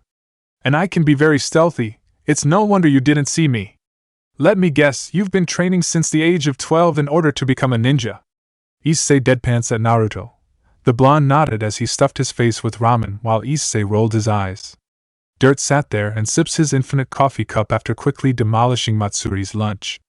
Matsuri pulled out an extra-large thermos as well as 3 cups and hands Naruto and Issei a cup of tea. They sat in relative silence for a while before Naruto spoke. So, what do you usually do at lunch break? I usually either eat lunch with Matsuda and Motohama or I go peeking with them. Sometimes both. What a proactive way to spend time in school. Ah, the bliss of youth. Dirt nods sagely at Issei's words as if it was a regular thing that everyone does. What did you do when you were in school, Naruto-sama? Oh, you know, the usual. Practicing how to throw ninja kunai and ninja shurikens, doing some ninja exercises, learning about ninja history and how to do ninja taxes. It's the usual. Nothing about that is usual, you ninja fetishes. Now, Issei-kun, you can't judge others by what they did. In fact, back in my days, Dirt-san, your birth certificate says you're only 39. Not much has changed since your days have passed. While Matsuri-san's saying something really scary. Ah, that reminds me. So, you can hack, huh, Matsuri? Yes, but I'm still a novice at it. Naruto-sama is still teaching me some of the deeper inner workings. Oh ho, as expected of the mysterious blonde foreigner. You're working hard to fill out your list of character clichés, aren't you, Naruto-san? Dirt puts down his coffee cup and sarcastically applauds Naruto. The blonde ignores the man in favor of gorging down his newest ramen bowl. Issei looks at the blonde incredulously. Seriously, what do you think ninjas do? Not being hackers, and masters of computer-based espionage, obviously. Hacking was something I learned after I stopped being a ninja. Naruto twitches his head and upper body towards an odd angle mid-sentence, cutting himself off before he looks back to Dirt and Matsuri. Pointing at the two, he gives Matsuri and Dirt quick instructions. Dirt, hide. Matsuri, extra cute smile, aim it at Issei. What ? Issei's eyebrows raise when Dirt, who seemed to have understood Naruto, immediately jumps into a bush next to the tree he was previously leaning on. Yes, Naruto-sama. Matsuri snaps her fingers in front of Issei's face to bring his attention over to her before she gives him a literally blinding smile. Wah! Issei covers his eyes at the sudden influx of light and screams. What's going on? Matsuda, do you see what I'm seeing? If you're talking about Issei's companions, then yes, I'm seeing it too. Issei's ears twitch as he rubs tears out of his eyes. He turns around to see Matsuda and Motohama through bleary eyes. They are stiffly standing a distance away. It must have been because he wasn't seeing clearly, but why does the two have pained expressions on their faces? Huh? When'd you two get here? Issei, you bastard, ditching us to go eat lunch with two hot ladies. Go drown yourself beneath Tokyo Bay. Yeah. While we were looking all over for you, you were hanging out with two beauties. Go jump off Mount Fuji. Without answering Issei's question, Matsuda and Motohama run off in the other direction, while screaming this aloud. What? Issei looks at the two in confusion and turns around to ask Matsuri and Naruto what's going on. He freezes when he gets a look at Naruto. Gone was the orange camo, face paint, and binoculars. Now they've become a form-fitting button-up shirt, light makeup and a pair of seductively hanging glasses. Naruto was dressing up as Iruko-sensei. Again. This time, though, he dressed in a Ko Academy female uniform and has his hair flowing freely instead of the tight bun from before. It took Issei a total of 3 seconds before a light bulb popped into existence and dinged. Seriously. Stop doing that. Issei gets up from his seat and lunges at Naruto. Kahahaha. Naruto deftly dodges Issei's lunge and quickly runs off at a just slow enough speed for Issei to still try and catch up to. Ah, the bliss of youth. Dirt sips his coffee as he climbs out from the bush he's hiding in. Issei-kun. Naruto-sama. Class is restarting in 10 minutes, don't be late. Matsuri sips her tea from her seat and reminds the two people running across the schoolyard. Get back here, you idiotic prankster. Kahahaha. Chapter 3, Coffee Ramen. HAA. It's been a while since I've seen the shop as empty as it is today. Naruto loafed on the usual table in his ramen shop. Besides him was Dirt, who as always, was sipping on his cup of coffee and reading a newspaper. Matsuri was in the kitchen, packing up the remains of today's still plentiful stocks. Issei hadn't come to the shop immediately after school, so he probably got caught peeking and was given detention. It really is rare. I've never seen you having 2 or 3 customers a day since Matsuri-san started working here. Perhaps it is because of the festival across town. Dirt looked up from his newspaper and gave Naruto a possible reasoning for his lack of customers. A festival? Which one? Naruto's interest peaked a little at the mention of a festival. The Sano Festival, Naruto-sama. Matsuri walked out of the kitchen while wiping her hands on her apron. The festival parade passed by the other side of town sometime between 4 and 5 o'clock, earlier this evening. Ring ding. Here you guys are. Everyone in the shop turns to see Issei walking and wearing a simple brown yukata. I didn't see any of you guys at the parade, so I figured you'd be here. Aren't you going to the festival? Issei asks while looking at the undecorated group. Why'd you figure we'd be at the parade? Naruto asks the teen in the dark brown kimono and sandals. Well, since the festival is always held on the other side of town, this shopping district usually closes down at lunchtime. Most of the shop owners here opens up a stall near the shrine where the festival is held, so I figure you'd be there too. Didn't your neighbors tell you that? Issei explains to him while giving his blonde friend a questioning look. No, I don't speak to my neighbors often. They think that I'm an insanity asylum escape convict. I'm not even going to ask. He looks over to Dirt and Matsuri. So you guys want to go to the festival or not? Well, it does sound more enjoyable than staying in this secluded shop the whole time. Dirt scratches his stubble. It would be nice to see what a festival is like for once. Matsuri glances at Naruto to see if he wants to go. She would gladly stay behind with the blonde if he chooses to not go. A festival, huh? Sounds fun, let's go. Naruto was at the shop's entrance and dressed in an orange yukata before anyone could blink. One moment he was lazily slouching on the table, and the next, he's energetically bouncing like a kid on a sugar rush at the door. Hurry up. Come on already. We've wasted enough time. The blonde runs out of the entrance and headed in the wrong direction. Ah, wait for me, Naruto-sama. Matsuri chased after the blonde in orange, also going in the wrong direction. Hey! Where are you guys going? The temple is that way. Issei bounds out of the shop and tries to get their attention. He ended up having to chase them while yelling, "Wrong way!" Ah! The blessing of youth. Dirt walks out the shop last and locked the door for Naruto. He then leisurely followed the noise of Issei's yell while sipping on his cup of infinite coffee. Wow, so that's the shrine. It's surprisingly crowded, everywhere. Matsuri looks around in wonderment. They have not passed the shrine's gate yet, and the young Yukai was already feeling a bit swamp. Discreetly, she moved closer to her blonde master, who has lost his earlier hype and went back to his usual lazy impassiveness. Of course, this is a traditional festival. Practically every neighborhood is here. Issei answered Matsuri's silent question while weaving through the crowd. Though I honestly have no idea what this festival is celebrating, I can definitely say I know some awesome food stands. If youth keeps up like this, our honorable olden traditions will come to an end. Dirt contemplates aloud while actively doing his best to keep the group together. Because it's so crowded, everyone needs to make room for each other to maneuver. Dirt took it on himself to maintain the group within a close enough distance to where they can locate each other by sight or voice. I wonder if they have ramen here. Naruto asks a question with enough volume to reach Issei, the makeshift guide to the festival for the group. The ramen chef looked around some of the stores near the shrine but found nothing of interest. There were a few toy shops and a couple of kimono rental, but nothing that really connects with the blonde. If you want ramen, just go home. Issei deadpans at his blonde friend's obsession to the noodly treat. I think they sell yakisoba at the stands in the shrines, Naruto-sama. Matsuri suggests as she continues to stick near the blonde. Everyone, we've passed the front gate. Gather up or you'll get lost. Dirt comically inputs as they walked under the red wooden shrine gate and into the temple ground. Pfft.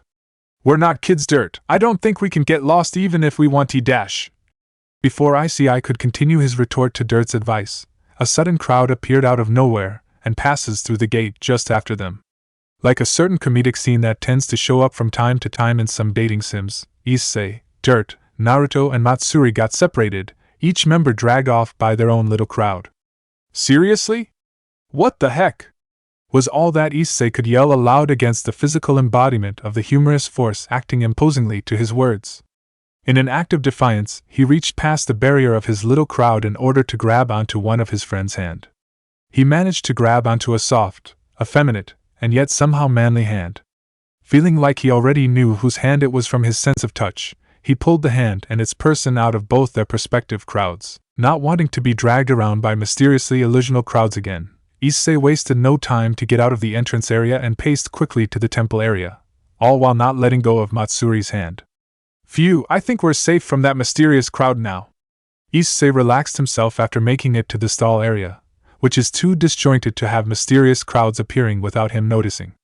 Hey Matsuri, did you see where the other two went? He turned around to ask his silver-haired friend when he widened his eyes at the person he saw instead. The person is blonde and has blue eyes. The person is wearing an orange outfit. The person has a droopy-looking stare aimed at Issei. The person is, however, not Naruto, or his strangely realistic disguise, Naruto. The person is female. Her ponytailed blonde hair is a paler and more ethereal shade of blonde than compared to his friends. Her eyes, while blue, is leaning more towards greenish, and the blank stare that she was giving to Issei seemed more natural due to the lack of light flecks reflecting from her pupils. Her body is beautifully curved and much more natural than compared to his blonde friend's proportionally outrageous disguise. The girl/young woman before him is extremely charming, and someone he does not know, and he's still holding her hand. Ding dot. I'm sorry for dragging you around like that. Quickly letting go of the strangely manly hand, Issei backed away from the blonde beauty and bowed his head to a near 90-degree angle. He held his head like that for another few seconds before raising it again to look at the girl.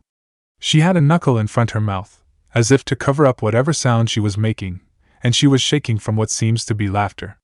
Yes, that is definitely laughter she's trying to cover up. Wah dash, fooled ya. The blonde whispered in a low volume while giving Issei a shit-eating grin. It took the brunette a few seconds to process the words, another few seconds to understand its meaning, and a few more to recognize the originator's voice. Naruto? Dirt, he saw the crowd coming from behind them and made to warn the group, but they didn't heed his warnings. Issei-kun seemed to have had a smart aleck answer readying for a mission when the crowd made impact. As expected, the little group was splintered apart. He managed to sidestep the crowd and dodge the wave, but the others weren't so lucky.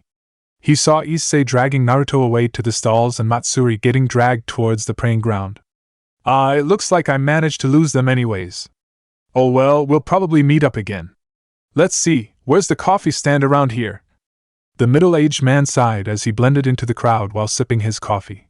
Matsuri, she managed to finally escape from the bondage of the crowd too late. Looking around, she couldn't find a trace of her master's incandescent blonde hair.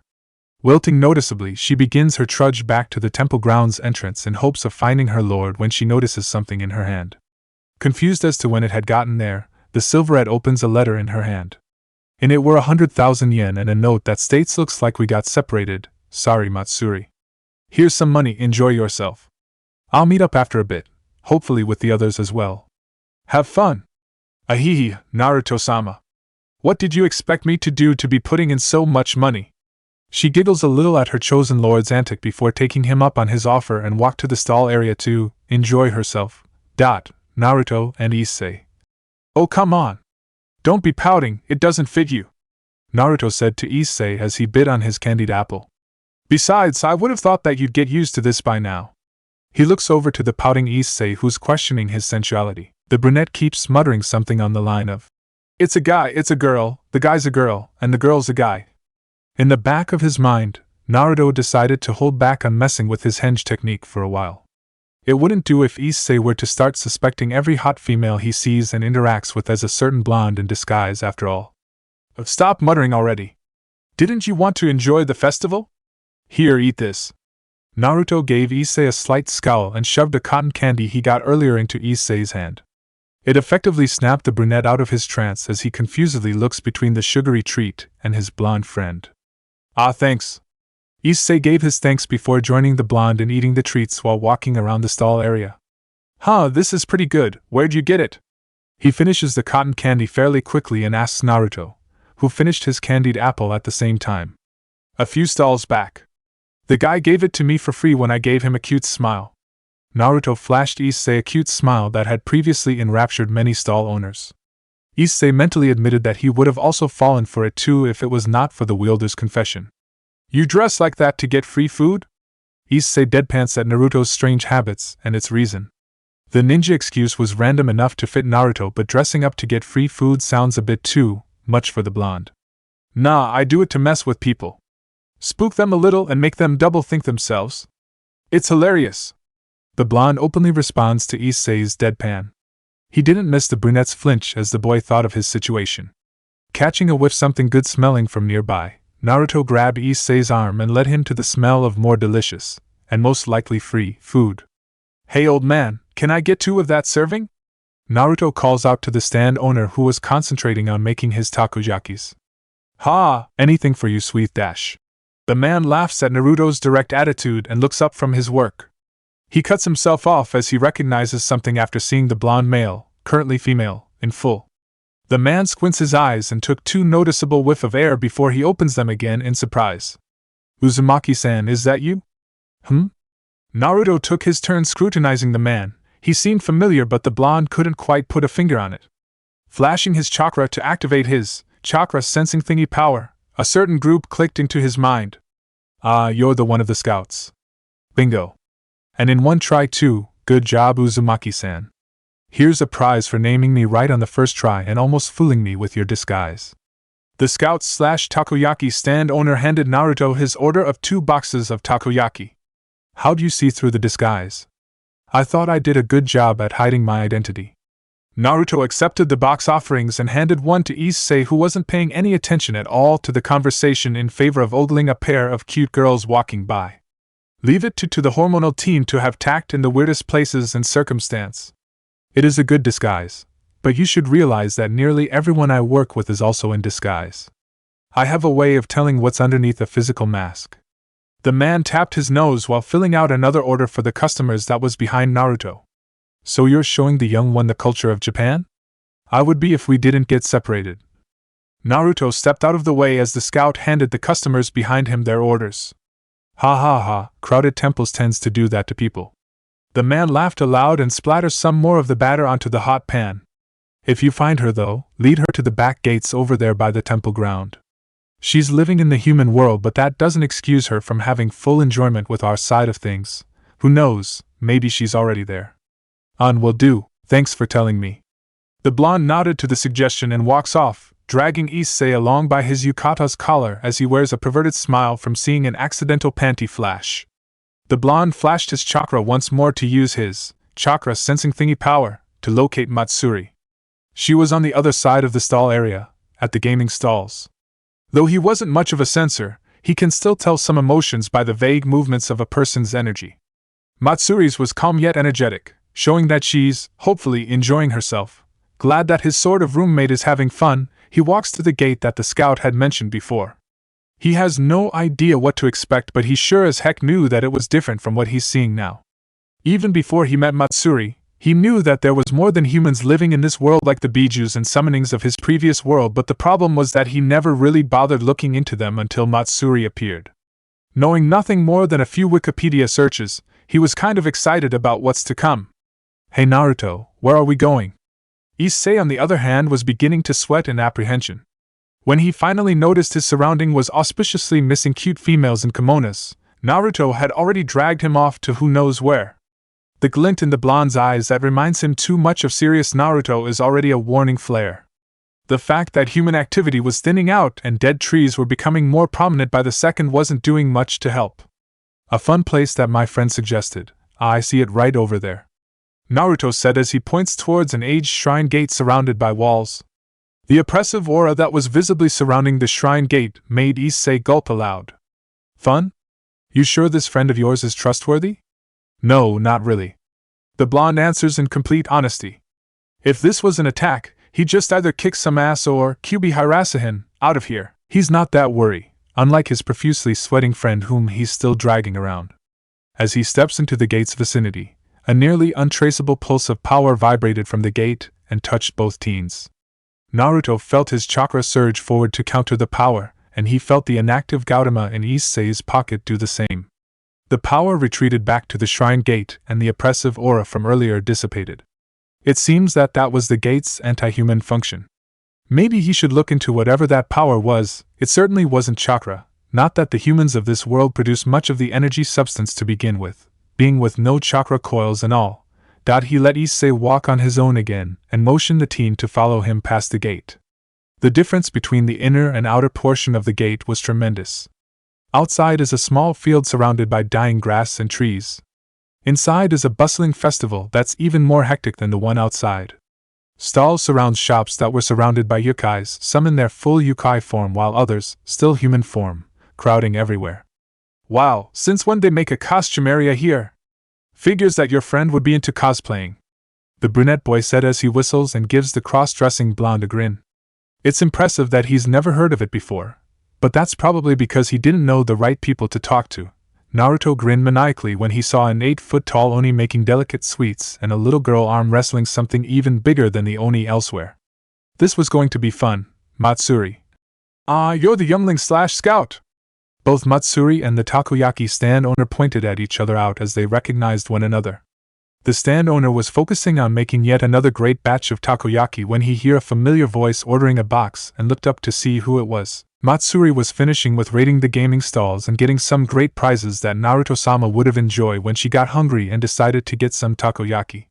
So the boy still hasn't found you, huh? The man packs up some takoyaki into a box and shuts off his grill. He hands Matsuri the box filled with takoyaki. I trust that Naruto-sama will find me sooner or later.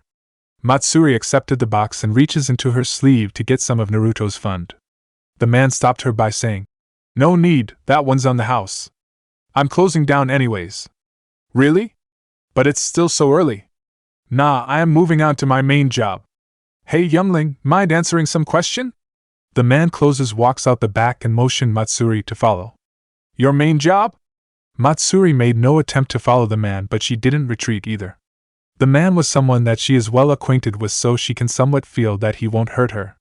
She decided it best to gather more information on what the man wanted to begin with. Yes, a scout, or rather your scout. It's been a while since I've been stationed here to monitor your activities. Usually, we leave it off if the yokai and their host agrees to live together. The situation with you, however, is a bit special. I wish to ask some questions and maybe answer a few to make my job easier.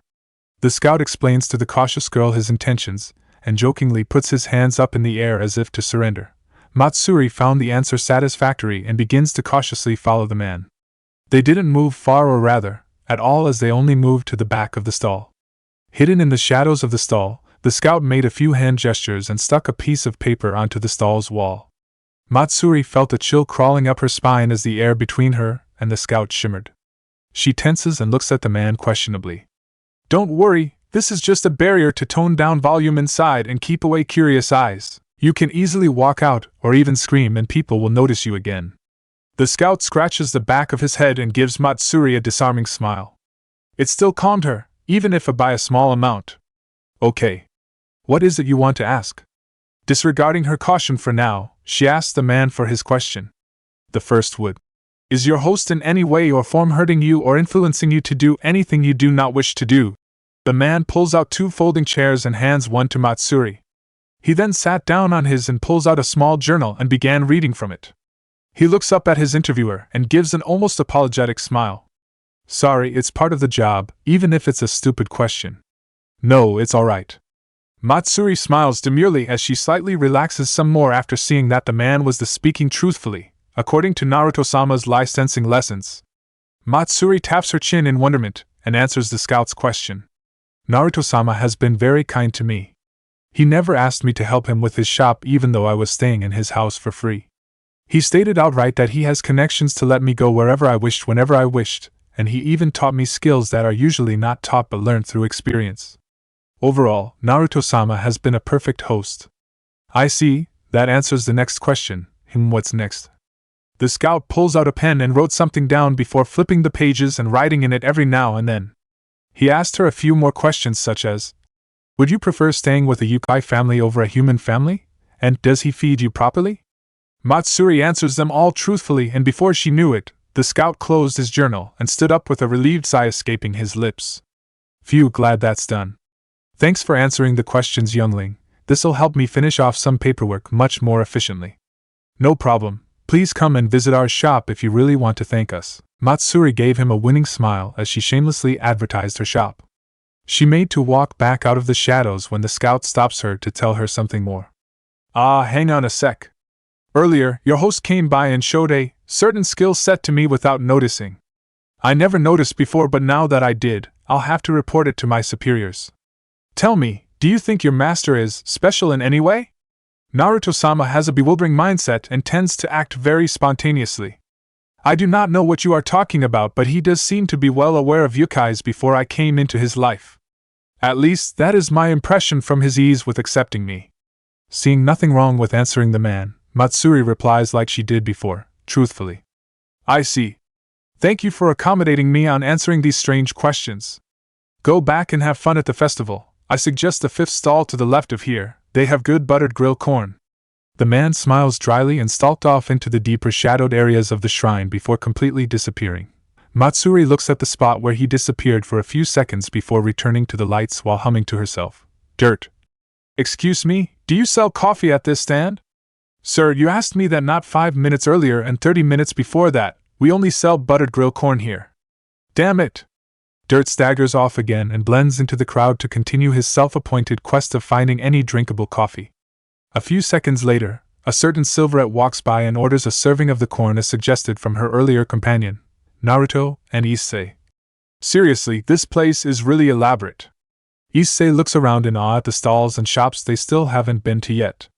There are so many places that each have their own yukai-related specialty. So far he and Naruto has visited the goldfish scooping stall, which had man-eating fish, the caricature stall, which drew what they look like if they were a yukai. He was an oni while Naruto was a kitsune, the gift-shooting stall, which Naruto earned them a pair of authentic heterochromatic lizard newt eyeballs, and the sumo stage, which had two really big oni-like men duking it out. This place was freakishly amazing. We've been here for a while, maybe we should go and find the others now. Naruto slurped up some yakisoba noodles while looking around for the familiar gate in which they entered. You're right. Wow, time passed by quickly. Issei pulled out his cell phone to check the time and found that time really has passed by without him noticing. In his moment of procrastination, he displaced his thoughts from being mindful of the crowd and bumped into someone. He fell down and looked up to see a half-drunk man. Watch WHE goin' brat. The tipsy man glared down at Issei and squints his eyes. He looks over to Naruto and scowls prominently. Why the hell are your kind doing here? Before Issei could react, the man grabs him by the collar of his yukata and heaved him up in an incredible display of strength. The now threatening-looking man made to say something but stopped when a hand grabbed his wrist. Please let my friend go. In his panic, Issei made a half-turn to see who had said that. He identified his savior as the now de-disguised Naruto glowering at the man who held Issei. The man yelped and dropped Issei on his rear once more before pulling his wrist out of the blonde's hold. Naruto stepped in front of Issei and continued glowering at the man. The man glared at both Issei and Naruto as he rubbed his wrist, and Issei was just confused and scared shitless at the sudden atmosphere of near violence. It continued this way for a few more moments before another man broke through the crowd and ran towards the man who grabbed Issei. The newcomer patted the offender on the back to grab his attention, and then the two had a heated whisper discussion. It was really a half-whisper conversation, seeing as the drunken man said everything in full volume. Issei heard a few lines like, "But they're probably, hosts. Why, they here. Visit, fun is all," but couldn't make heads or tails of their conversation. Sooner or later, the drunk conceded to the other man and stepped back. The other man stepped forward and bowed his head towards Naruto's and Issei's direction. Sorry about that. My friend had a bit too much spirits and couldn't tell where he was. It was an honest mistake. Sorry about that. The man looks up with a goofy half-crooked grin and silently asks for an acceptance to his apology. That's okay, just please be more mindful of others. Naruto nodded slowly but still kept his glare. The man bowed a second time before turning to drag his drunk friend away. Just as they disappeared into the crowd, Naruto turns around and pulled Issei onto his feet. He then grabbed Issei's hand and walked off in the opposite direction of the other two. So what was that about? Issei breaks the uncomfortable silence that persisted as the two walked. Naruto paused and lets go off Issei's hand. The blonde turns around and Issei could literally see the change from serious to droopy on his friend's face. He looks at Issei with a lazy demeanor and gave a slow blink before saying, "No idea. Probably just some drunken rambling," Naruto simply said while giving Issei his lazy stare. Issei didn't believe one bit of that but decided that if his friend was going to keep silent about something then he should just let it be. It's not like he even understood what that something was. He just knew that him being there drew the man's aggression. Perhaps he's the father of one of the girls that he, Matsuda and Motohama peeked on. That would explain a lot of things. They walked in silence once more, though this time, without any of the thickness of the earlier atmosphere. Once they made it past the worn gates from earlier, they walked to the stalls area. Naruto turned his head a few times as if to look for something, and Issei followed along. He saw a flash of silver moving in the crowd and called out, "Matsuri!" The silver head paused and turned to the voice. It took her a moment, but she seized a mop of blonde that could only belong to her master and spiky brown locks next to it. She navigates herself through the crowd and smiled happily as she sees her master and friend. "Hello Issei-kun, Naruto-sama, did you enjoy the festival?"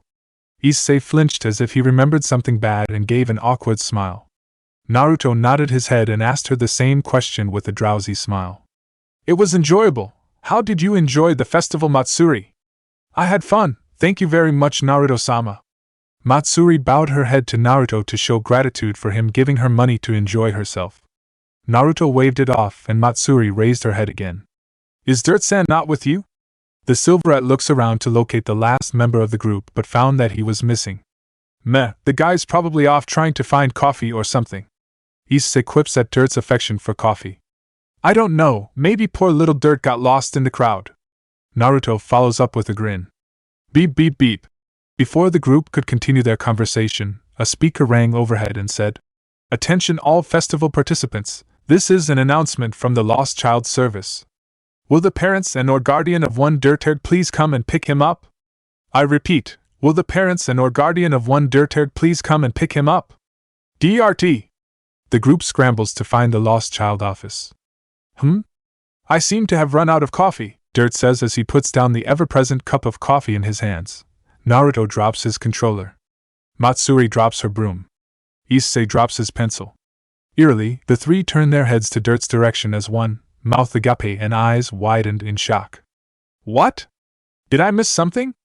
Dirt looks around at those staring at him inquiringly. Chaos exploded. "Matsuri! Go get coffee ASAP!" Naruto jumps out of his chair and orders Matsuri to go to the kitchen to prepare Dirt's life essence. He then walks over to Dirt and pats the man gently while saying, "Breath man, it's okay. Matsuri will get some nectar immediately. Don't die on us here." "Yes, Naruto-sama." Matsuri bolts over the counter and enters the kitchen immediately after Naruto's command. "Hello 119? This is an emergency. My friend is rapidly losing the liquid that's keeping him alive." Issei pulls out his phone and instantly begins filling in the request for an ambulance. Isn't this going a bit overboard? I'm not so into coffee that I need it to live, you know." Dirt begins chuckling as he figures out the cause of the commotion. He feels Naruto's deadpan drilling through him on his back without even turning around. He sees Issei closing his phone and turning around to add another deadpan to the group. Matsuri sticks her head out of the kitchen and adds the third and final deadpan. "You drink the stuff every day. You never seem to not be drinking the thing. Frankly speaking, I wouldn't be surprised if your blood is 99% coffee, Dirt-san. I limit it to only 20 cups a day, you know, that's still a lot. Mo's so mean. And here I was hoping to teach you kids the ancient art of coffee making." Dirt attempted to pout, which caused Issei and Naruto to back off, while Matsuri stuck her head back inside the kitchen. "So you wanted to show us how to make coffee? What's the point? Even Issei knows how to use a coffee machine, probably." Naruto picks up his controller off of the ground and sits down again, while giving Dirt a raised eyebrow. "I'm not going to give you the pleasure of replying to that." Issei scowls in Naruto's direction and returns to his homework. "Coffee machine? No, I don't mean that pathetic and miserable excuse of a half-assed drunken monkey bartender with no hands. No, what I mean is real coffee making. What I meant is this." With an engaging air flowing from him, Dirt pulls a large suitcase out of nowhere and puts it on the table, which Issei had half in mind to clear up. Naruto shuts off his game system to see what Dirt was planning on doing, and Dirt dramatically flips the case open as he gathered everyone's attention, including Matsuri's, who was peeking out of the kitchen entrance. Inside the case was an assorted collection of tools, machines, and beans. Issei stared at it and picked up one of the machines. He examined it for a while and looked over to Dirt. "A fancier coffee machine?" Naruto's automatic response was to smack the brunette upside his head, while Dirt lamented on how his tools was being compared to the armless monkey. Matsuri chuckled and told Issei that the thing he was holding was a portable water heater. "So you wanted to show us the ancient art of coffee making by using modern tools for making coffee?" Naruto raises his eyebrow as he holds up an electronic stove. "The ancients wished they had this kind of technology." Dirt deadpans and unpacks all the tools. He lastly puts down the bag of, probably, coffee beans and clears his throat. I wanted to treat you kids to a proper cup of coffee since you've been looking sullen these past few days. True to his words, the shop's atmosphere has been leaning from calm and relaxing to eerily quiet and downright depressing the past few days due to a series of unimportant and unrelated circumstances such as Matsuri slipping and breaking some plates, Issei taking one too many beatings from various females that he and his friends peeped on, Naruto having finally finished all his dating sims and having nothing to do in Dirt. Well, nothing really happened to Dirt. Put together in approximately the same time frame, the sullen atmosphere was created without anyone realizing it except for Dirt. So you brought all of this to make us coffee? Issei questions Dirt's plan. Not at all. I wanted to show you the art of coffee making so that you can do it yourself and cleanse your mind of all its earthly burden. To wash away all the taint that depression had left you with through the cleansing effects of the black nectar of the gods. And you wonder why we call you a damn coffee addict? Naruto stares at the middle-aged man stonily. Everyone knows that ramen is the true nectar of the gods. To say otherwise is blasphemy. I remember a coffee cake recipe I looked up earlier. Maybe I should try making some? Matsuri offers her input from behind the kitchen's line. Dirt smiled and nodded while her lord shrugged. She took that as a go-ahead sign and withdrew into the kitchen's interior to prepare the sweet treat. To make coffee you must first. Dirt turns back towards the boys and began his lecture on coffee. Naruto and Issei didn't understand half of it and didn't bother remembering the other half. They would normally have tuned him out by now, but to their shock, they found themselves being enraptured by his words. His tone, his gestures, his various actions to use his tools all took their attention towards him, and only him. The two could have done nothing except silently accept their fate, while Dirt blabbers on about coffee. After what seemed like an eternity, approximately 20 minutes, of grilling, smoking, grinding and dripping the beans, Dirt puts 1 cup of coffee each in front of the hollow-eyed boys. The two took a sip and slammed the cup down instantaneously. It tastes exactly like regular coffee. I thought you two wanted normal coffee that tastes like the handless monkeys. Dirt evenly replies as he sips his own cup. Besides, that was just to show you two how to prepare a cup. Show me up and make a better one. The middle-aged man attempts to challenge the two. He was at least fairly sure that Issei would be all for it. Might as well. Issei harumphs loudly and stood up to attempt what Dirt had shown him. The middle-aged man took a seat and watched the young high schooler struggle with the stove. He thought that it wasn't that hard. All he had to do was follow the steps that Dirt had attempted to explain to him. Though he struggled with the tools, he didn't have much problems attempting to make his coffee. But throughout the whole process, he felt something missing. A memory of earlier came to mind. Coffee is an energizing essence that wakes up the drinker. If the brewer is just as down as the drinker, then the essence will be lost. The key in coffee making is not skill or technique. The only true secret is unending will to get what one wants. So that's it. Issei recollected himself after days of depression and truly opened his eyes. So what if the kendo club has given such a rough beating? That should be nothing in the face of a harem king. A harem king is one who stands above all others and faces tribulations after tribulations without flinching. What is he doing now? Why is he moping around? This isn't how a harem king should be. If he wanted to be a harem king, then he should be standing strong with his back straight. The brunette abandoned his earlier attempt at coffee making and begins to redo his work with renewed vigor. Everything he does, every step he finishes was imbued with the energy that would have lighted up Tokyo for days on end. From the roasting to the grinding and even the brewing, the boy did everything with absolute confidence and energy. Dirt smiled at the boy as he figured out what the middle-aged man was trying to do. Naruto perked up with interest as his previously lethargic friend suddenly brimmed with energy. Order up. Once the boy was finished, he poured the final product within 2 cups of coffee and served it to his 2 waiting friends. The two took the coffee wordlessly and sipped it, only to spit it back out in a simultaneous spit take that even came with a small coffee-colored rainbow. What's wrong? Is the coffee that bad? Issei was taken aback at the reactions of his friends. Sure, it might have tasted a little off, but isn't that a bit much? The hell is this, goat's milk? Naruto squints his eyes and looks at his cup suspiciously. No, this subtle taste, it's like goat's milk, but it's different. This is breast milk. Dirt declares after taking 1 or 2 more cautious sips. What are you two going on a dash? Issei furrowed his eyebrows at the two's answer and poured himself a cup. Much to his dismay, The cup that held what looked and smelled like coffee tasted like very nutritious milk. The hell? Wait a sec, if this is breast milk and Issei made this, doesn't that mean that we're drinking? Naruto didn't need to finish his sentence as everyone in the room shuddered and came to one conclusion. Issei, never make coffee again. Sir, yes sir. Good, let's move on and forget that this event ever happened. Dirt attempts to get his mind off of the taste of Issei's breast milk.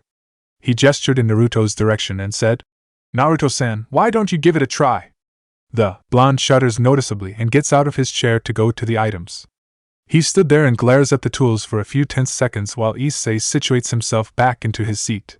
Finally, the ramen chef sighs and said to Dirt, My cook's pride cannot allow me to use another's tools. Without saying anything else or even wait for a response, the chef grabbed the bag of coffee beans and walked into the kitchen's interior. A few seconds later, Matsuri was gently pushed out and the kitchen's door was slammed shut before the confused Silverette could even blink and say, Eh? Issei and Dirt walks up to the confused girl as she stares at the door. The three stood in silence, prickling their ears against the wood to hear what the blonde was planning, and then withdrew as one when a loud clang crashed from inside. Another loud clang followed and a whoosh of fire being lit came after. Soon, the kitchen became a cacophony of sound and all those who were outside thought one thing: is he making ramen? 5 minutes passed and no change happened to the situation. Dirt and Issei walks back to the table while Matsuri decided to sweep the floor again. Dirt turned on the television to find something to occupy himself with while Issei went back to his homework. An hour later the kitchen door was slammed open and Naruto proudly walks out with a platter holding 4 large bowls of steaming hot ramen. He walks to the table and sets down the platter to distribute the bowls and 4 small plates of cake that was previously hidden behind the bowls. He gestures Matsuri to come and eat while carefully reading the reactions of the other two. Issei naturally has a look of distrust against both the blonde and his mysterious, unidentified bowl of ramen. Dirt curiously swirls around the ramen broth with squinted eyes. Matsuri sat down at the table and stared at the bowl as well. Naruto took the initiative to show that the noodles weren't poisoned and ate first. Matsuri followed in afterwards and ate it with a surprising amount of gusto. Dirt shrugged and followed soon afterwards and slowly ate. Issei gave in last and ate the noodles. Everyone had a varied look of enjoyment to their bowl of noodles. Naruto, like everything else that involved the word ramen, finished his bowl and cake in 30 seconds flat. Dirt, who looked like he ate slowly, finished next and slurped up the remaining broth with zest. Matsuri was the third to clean off her bowl and cake with a contemplating lick of her lips. Issei finished last as usual and sat his bowl to the corner. The 4 sat in silence once more, each one taking up their own thinking pose. So, how was it? Naruto leaned back on his chair so that he can get a good read on everyone.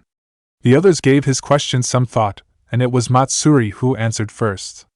I liked how you instilled the essence of the Kitsune ramen into my bowl. The flavor of your dark coffee broth went well with the erratic combination that the Kitsune special had to begin with. The cake that was supposed to sweeten the taste bud against the bitterness of the coffee only went to emphasize the multiple combination levels of the saltiness and sweetness within the bowl. It tasted surprisingly well for such a strange mixture. As always, Matsuri gave a lengthy description of what she liked about the ramen to boast Naruto's confidence level. Though not as descriptive as Matsuri-san, I thought that you handled the flavoring of the dark coffee beans quite well. To bring out its taste and natural sweetness with none of the bitterness is quite something. Dirt gave his approval after Matsuri finished. It tasted good. Issei, the ever-flatulent food critic that he is, said after everyone finished. HMHM. Naruto nodded at each of the critics that his ramen got. He smiled at each positive remark and finally said, So if you had a chance, would you eat this ramen again? I would eat anything Naruto-sama makes. I could go for it on occasions. It's better than plain pork ramen, so sure, why not? Great. Then you can help me finish off the other 7 experimental pots. Dirt and Issei immediately made a run for the exit. He said that they got in line early. I wonder where they are. Issei mutters to himself as he walks along a crowded line that's waiting for the midnight release of a certain dating sim called Love School Fest. It's supposedly the second addition to the first. Love School Fest. That Issei remembered he once bought an old-tome version of and left at Naruto's but couldn't find any information about it on the net other than the fact that it's a ghost game afterwards. He had told Naruto about it as well as his intentions to buy the second. Love Schoolfest. And Matsuri immediately jumped at the news. Somehow or another, Naruto ended up scheduling a meeting at the midnight release with everyone. According to the text, Naruto and Matsuri got there early, Dirt came a while later, and Issei was the last one due to his homework. Who knew Matsuri was a fan of that franchise? After walking past half of the crowd and still not seeing them, Issei pulled out his phone and called Naruto's. The blonde answered his phone on the third ring. Hey Naruto, where are you guys? You must be pretty far off if you haven't seen us yet. What do you mean by that? Just keep walking and you'll see what I'm talking about, yawn. Geez, don't fall asleep before I get there. You're the one who planned this. At least have the dignity to be awake enough to buy the game yourself. Yawn, sorry, it's just really comfortable. It's half raining out here. How are you comfier dash? Issei made a half choking, half snorting sound as he saw what Naruto meant. Ah, you're here. I see you over there. Hi Issei. A little distance off, Naruto started waving at Issei with one hand while he held a cell phone in the other. He was sticking his head out of a large orange camping tent that was big enough to comfortably hold 6 people. The tent had wheels under it, and 2 oars sticking out on the sides. If that wasn't ridiculous enough, the smell of food that wafted out of the tent, as he got closer, sure made up for it. He ignored the weirded out look that he got from the other game buyers as he walked up to the tent and went inside. Ah, Issei-kun, just in time. The hot pot is almost ready. Matsuri greeted Issei as he walks in. She sat at the low-lying table in the middle of the tent while cooking the hot pot's broth. Naruto was at one side of the tent playing his portable GS and rolling around comfortably on a bunch of blankets like some sort of lazy overgrown house pet. Dirt was on another side reading a magazine while sipping his coffee. Seriously? Couldn't you have just waited in the line like normal people? Normal is overrated dash. Dirt begins in monotone, like it was a practice line that he had prepared for this occasion. Eccentric people is what makes the world go round. Naruto finished with a smirk. Issei rolled his eyes and smiled in exasperation. He couldn't argue with that whimsical-sounding line. He walked over to Matsuri to help her with anything she might need help with. She asked him to prepare some plates and get the drinks from the cooler. He laid the plates and the chopsticks on the 4 sides of the table and filled 3 cups of ice for himself, Matsuri, and Naruto. Dirt didn't need any as he already got his coffee. Another 5 minutes of preparations and Matsuri deemed it good enough to eat. Everyone, food's ready. Naruto Caterpillar crawled his way to the table and Dirt walked and sat down at the table. Once settled, everyone clapped their hands in unison and said, "Itadakimasu!" Each one began chowing down their own food of choice. Dirt ladled some soup, Issei cooked some meat, Naruto got 2 eggs and Matsuri went hot pot shogun. It was a quiet meal that finished in roughly half an hour. Dirt volunteered to go throw away the disposables since he also needs a refill of coffee. Matsuri cleaned the mess within 5 minutes, and Issei found himself with one problem. How's he going to spend the leftover 4 hours before the midnight opening? Naruto had his portable game, Dirt got his magazines. Matsuri isn't ADHD enough to lose her mentality after sitting still for more than an hour, but Issei has none of those features. He almost wished he brought some homework. Matsuri, as if noticing Issei's problem, tapped him on his shoulder and brought out a pink portable PXB system.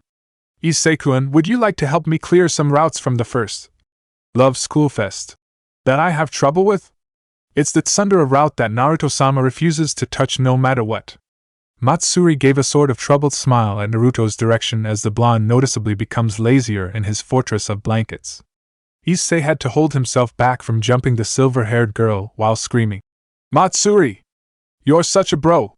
5 minutes into game on the Sundra route was all it took for Issei to nearly throw the PXB out of the window hole. Whoever the hell thought that the idea of combining the cool and collected attitude of a Kidari and the abrasive words of a Sundra was a good one ought to seppuku themselves. Seriously, there isn't even a noticeable route. What kind of bad end is it when the heroine hands the player a poison bento with the classic Sundra line? "I had extra, it's not like I made it for you or anything." Humph. Even Matsuri's eyebrow is twitching noticeably. So that's it. Yes, the heroine just has bad cooking capabilities. All we need to do is raise the poison resistance stat for our character before continuing her route. Yes, that must be it. Matsuri decided with a scary smile on her face. Issei didn't even want to figure out how she plans on discovering the poison resistance skill point 20 minutes in, and Issei starts to slowly back away from Matsuri inches by inches. The silverette was letting loose enough concentrated killing intent to cause illusions of death scenarios to happen from the corner of his eyes if he stayed close enough to her. So far, they discovered around 2/3 of the bad ends that was programmed into game, and the heroine is still actively trying to kill them. First was the poison cooking, then came the accidental flaming arrow headshots. After came the real sword kendo fights and the barehanded wrestling contest, with her pet bears, plural. The latest attempt that ticked Matsuri off extra hard was the heroine, accidentally, dropping a pot of steaming hot ramen broth onto the main character from 8 buildings up. 40 minutes into game, and Naruto joined in. He gave the Sundra one look and said, "Creepy-ass Uchiha bastard." Though neither Matsuri nor Issei knew what an Uchiha is, they both nodded in yes when they registered the emotions behind his voice. Naruto really did throw the PXB out the window hole when he saw the travesty she did to ramen. Dirt walked in a moment later, rubbing his head and giving the group a raised eyebrow while waving around a pink PXB. The group silently crowded Matsuri as she continued to play. 1 hour and 62 bad ends away. The group cheered as the Sundra finally admits that she likes the main character's hardiness and occasional company. They groaned again when she drugs them and sold them off to some shady black market. Make that 63 deaths. 30 minutes after the first hour, Naruto, following Kurama's advice, discovers the hidden immortal skill that was a major part of the Sundra route. The only way to get it though was to save the world from space invading aliens while playing an AF**NAL fantasy-like setting. The group groaned some more and Naruto said the thing that was in the group's mind. Who allowed the idiot that wrote the game script for School Love Fest to write the Sundra route? 3 hours and 50 minutes into the game and everyone half-heartedly cheered aloud again for defeating the third and hopefully final boss to finish the Sundra route. They then quickly braced themselves for the death that is to come following anything that is good within the Sundra route. After 5 seconds of dialogue and no sudden death, the group relaxes by a tiny fraction and pressed on. Thank you for freeing me from the curse that has rid my mind. Though don't let it get to your head either. It's not like I like you or anything, humph. The in-game Sundra said after kissing the main character on the cheek. Aw, finally, something that's normal. Naruto basked in the normalness of the scene that played out before him. Finally, we finished this game fully. Matsuri puts down the PXB and gives a wistful smile at it. It felt good to finish one of her sister games, even if it wasn't School Love Fest. Ha ha ha, the anxiety of the game shaved off half of my coffee cup. That was truly a mind-boggling game. Dirt laughs and leaned against a tense wall to relax. Wait a minute guys, there's still some more text after the ending credits. Issei told his friends and clicked the go button. Though, that doesn't mean I won't kill you now, teehee. The ending credits was dyed in the blood of the main character, and the screen showed the familiar bad end text that everyone knew by heart. Everyone held a shocked face for a few seconds before screaming aloud. Damned Sundra! Just as the midnight bell rang for the opening of the second Love School Fest. Incidentally and much to everyone's horror, the second game was held in the future of the first game, and had the Sundra as the mother figure. The first 3 minutes were filled with blood and bad ends. Chapter 4, Surprise Ramen. Oh hey, I think I have a bite, Issei says as he feels a light pull on his fishing rod. He held his rod still for a couple of tense seconds before the line was pulled, indicating that he hooked a fish. Really? Matsuri came over to him with a fishing net and a bucket of stream water that already held some fishes within. Yup, a feisty one too, the brunette said as he attempts reel in his second fish of the day. Matsuri fished out a valiantly struggling medium-sized fish with the net in her hands. Swiftly removing the hook, she gently displaced the fish into the pail of lake water that held a number of other fishes. That makes 8. This number should be about enough. Everyone! We have enough now! Matsuri calls out to the other 2 fishers from further along the stream. Dirt jolted awake from his nap and knocked over the fishing rod that was being held to his side by 2 big stones.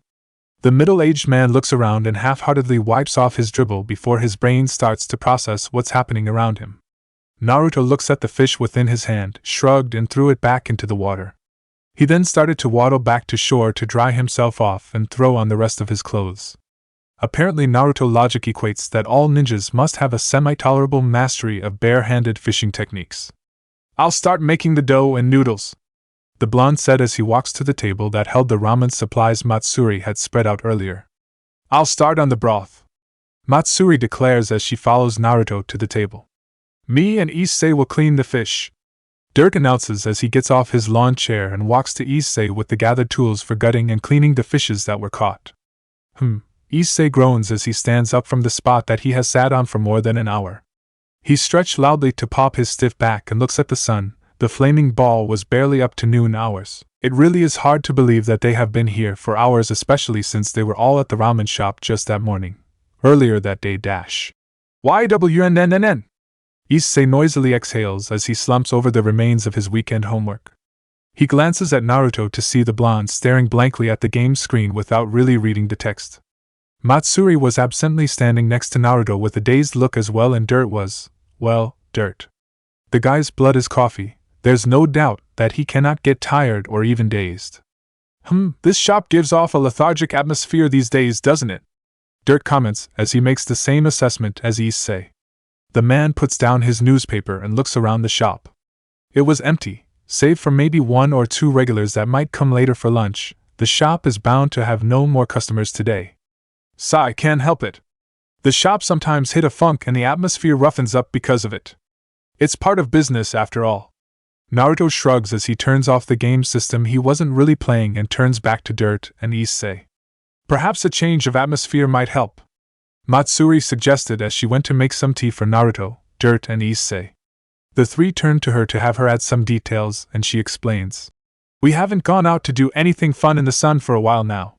At most, each of us stay out for an hour to do a task before cramming ourselves back into the shop. In fact, the last time I remember us doing anything outside was when we went to buy the second Love Schoolfest game. Therefore, I suggest that we do something fun this weekend to liven ourselves up. The three males in the room shivered in phantom pain as they remembered the train wreck of a game that was Love Schoolfest. It's fishing season and I know a good spot a little west of here, Naruto suggested as he remembered a certain forest in his memory. If he remembered correctly, there was multiple streams and lakes that could have made a good camping spot. What a coincidence! I happen to have the camping tent and fishing gears required for a weekend stay in the woods in my van. Dirt throws in as he supports the first idea to do something active. Playing games and fun, but being in the sun might not be so bad. Guess I'll call my parents to say I'm going to be out with you guys for a while. Issei gets up and pulls out his phone while walking to the entrance to get a better signal. He paused while dialing and turns back to the blonde. Hey Naruto, can I borrow some of your clothes? It'll be kinda inconvenient to go back to my place and get some. The blonde shrugs and asks Matsuri, who's already going upstairs, to pack a few extra pair of clothes for Issei. Would you need any extra sets as well, Dirt-san? Matsuri asked the middle-aged man. He shook his head and pulled a duffel bag filled with clothes and other necessities. The girl nodded and continued her trudge upwards to prepare for a small trip. It took 10 minutes total for Dirt to pull up the van, Matsuri to pack everything, and Naruto to close down the shop for the weekend. Once everyone was comfortable and seated, Dirt turned on the van's engine and started nudging the gas pedal forward. In Dirt's van dash. Why? At least slow down. There's a curve coming. Issei held on for his dear life as the middle-aged man drove a van far past its built-in limits. The manically grinning man stepped on the pedals of the van at seemingly random intervals for the car to gain even more speed before strongly twisting the wheel. The car drifted on the road and, for a moment, Issei leaned out the window due to the momentum and saw the railings scarce millimeters away from his door. He was slammed back into his seat as the car regains its course and continued accelerating on the mountain pass that were full of turns. Ding! Someone stop this man already! Ahahaha, the fun is part of the journey, Issei-kun. Dirt laughs off Issei's plea for salvation and pressed the gas pedal even more. According to the GPS, the next curve is in 2 minutes at normal speed limits and roughly 30 seconds at his speed. Naruto-san, Matsuri-san, can you move to the left this time? We're about to make another turn. Naruto grimaced as he moves himself and by extension Matsuri, who was sprawled out half-conscious on his lap. He barely made it too as Dirt pulled on the wheel the very instant his butt touched the leather seating. His left hand shot up to grab the handbar above the door's window, while his right hand was used to hold on tightly to the slightly more unconscious than before Matsuri. He grunted at the sharp turn that should definitely not be possible with a van. Matsuri groaned a little and he patted her back to calm her nauseousness. Issei, who had a front row seat, made a sound that almost reminded the blonde of a dying toad. His face looks like one too. Ahahaha, see? Isn't this fun? Dirt airily laughs as he took the time to accelerate the van some more on the temporarily straight path. Naruto popped a comical red vein and Issei spazzingly twitched. Like hell it is. Really? I like it, only you Kurama, only you. Naruto mutters lowly as he braces himself and Matsuri for the next turn that was coming up. Matsuri whimpers as she hopes that Kurama-san didn't somehow encourage Dirt to attempt any crazier road tricks than what he has already shown. Evening at Camp Dash. Slurp, this turned out pretty good for some impromptu ingredients. Naruto assesses his ramen bowl as he shovels the thing down his throat similarly to that of a starved whale. The stock made from the fresh fish definitely enriched the flavors. Matsuri confirms as she delicately sips the broth that was her handiwork. She had uneven feelings about not having the full arsenal of kitchen spices and utensils to use, but the soup that she's tasting is potentially better than even most of her better works. Does anyone want some coffee? Dirt offers up a freshly made pot of coffee. Naruto held out a cup and Matsuri declined politely. Issei rolled his eyes and muttered something about the weirdness of drinking coffee at night. You know, aren't we supposed to be camping in the middle of the woods? Why are we eating ramen? Issei finally throws in his voice of reason at the strange setting.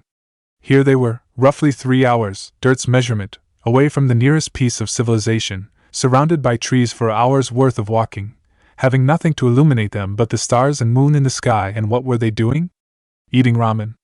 Seriously, at least have the decency to make marshmallow s'mores and cracker or something. No wait, Naruto would probably attempt to turn the marshmallows into stock for his ramen. This might actually be the better route, however strange it is. In essence, ramen is the refinement of the raw materials of the earth.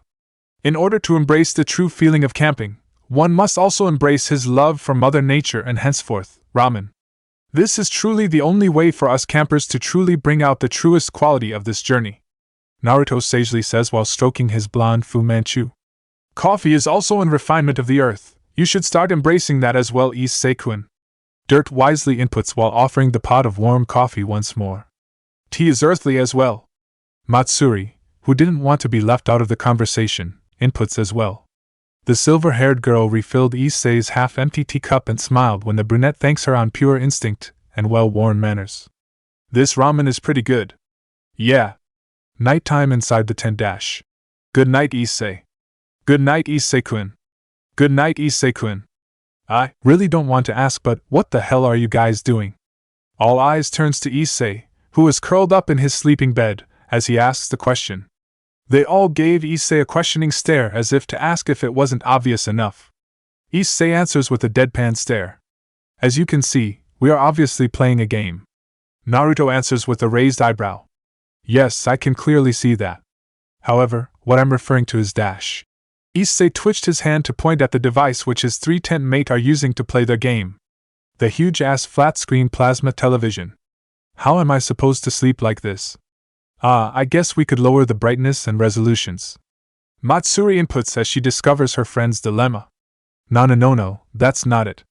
I meant what the hell is a flat-screen television doing in the middle of the woods? How is it even functioning with no electrical supply? Actually, how did you even bring that thing without me noticing? Oh, so that's it. Well, Issei-kun, this is no normal everyday huge-ass flat-screen plasma television. This is special huge-ass flat-screen plasma television. Issei raised an eyebrow. Through the power of a whole lot of cash and even more whole lot of bullshit science, my company has completed the anti-energy powered technology. The first ever in the line of gadgets to be able to run on the power of not having any power. Don't ask how that works, I don't know either. Dirt proudly pats the television with pride. He then turns to Issei and says, and besides, you were the one that carried it here, Issei-kun. Issei stared at Dirt with a flat face and muttered, so that's why it was so heavy. Then he stared at Matsuri, and then Naruto. The brunette heaved a great sigh and crawled his sleeping bag over to the group. So what games are you playing? The second morning crash, Issei woke up with a jolt as a loud crash resounded in his surroundings. He took a moment to pull his mind from the barrier between awake and unconsciousness and looked around. The first thing he noticed was the demolished tent that he, Dirt, Naruto and Matsuri had slept in. He then noticed that he wasn't in said shredded tent. He then felt himself being shifted and looked down to see the ground. He looks to his side to see Matsuri holding one hand on his shoulder and another against a tree's trunk. It took him another moment to figure out that he was on a branch of a tree. Why? What happened? Sure, lower your voice, Issei-kun. We can't afford to attract the enemy. The silverette holds one finger to her mouth and spoke in a hushed tone. What's happening? Finally getting some bearings, the brunette asked the girl in a hushed tone. Crash. We attracted a bear and some wild scavengers with the lingering smell of yesterday's meal, the girl says as she immediately turns her head to another crashing sound from nearby. Issei turned his head towards the sound as well and saw a huge white tiger slam into a tree and make a giant gash with its claws. A figure darted out from underneath the tiger's claw, and when it took Issei a scant second to recognize the figure as Dirt. Wait, I thought you said a bear. Why is there a tiger? He silently exclaims to the girl while watching his friend dodge under another trounce from the white beast, all while still sipping from his coffee cup. Naruto-sama went to distract the bear but somehow led it to a tiger's den. A few incidents followed and Dirt is now distracting the tiger while Naruto-sama finishes off the bear. Matsuri reports while pulling out a bamboo stick and some blow darts and looks at the tools regretfully. He also told me to support Dirt-san, but my skills with these weapons have yet to be refined in training with Naruto-sama. No, I don't think you need to refine anything like that. Issei seriously waves his hands in a no gesture while giving the girl a deadpan for even taking the blonde's insane idea of training into consideration. Dirt's voice echoed under the pair and they turned their attention to below the tree. They saw Dirt widen his eyes in surprise when he looked up and saw the two, and widen some more when he noticed that the tiger saw the two.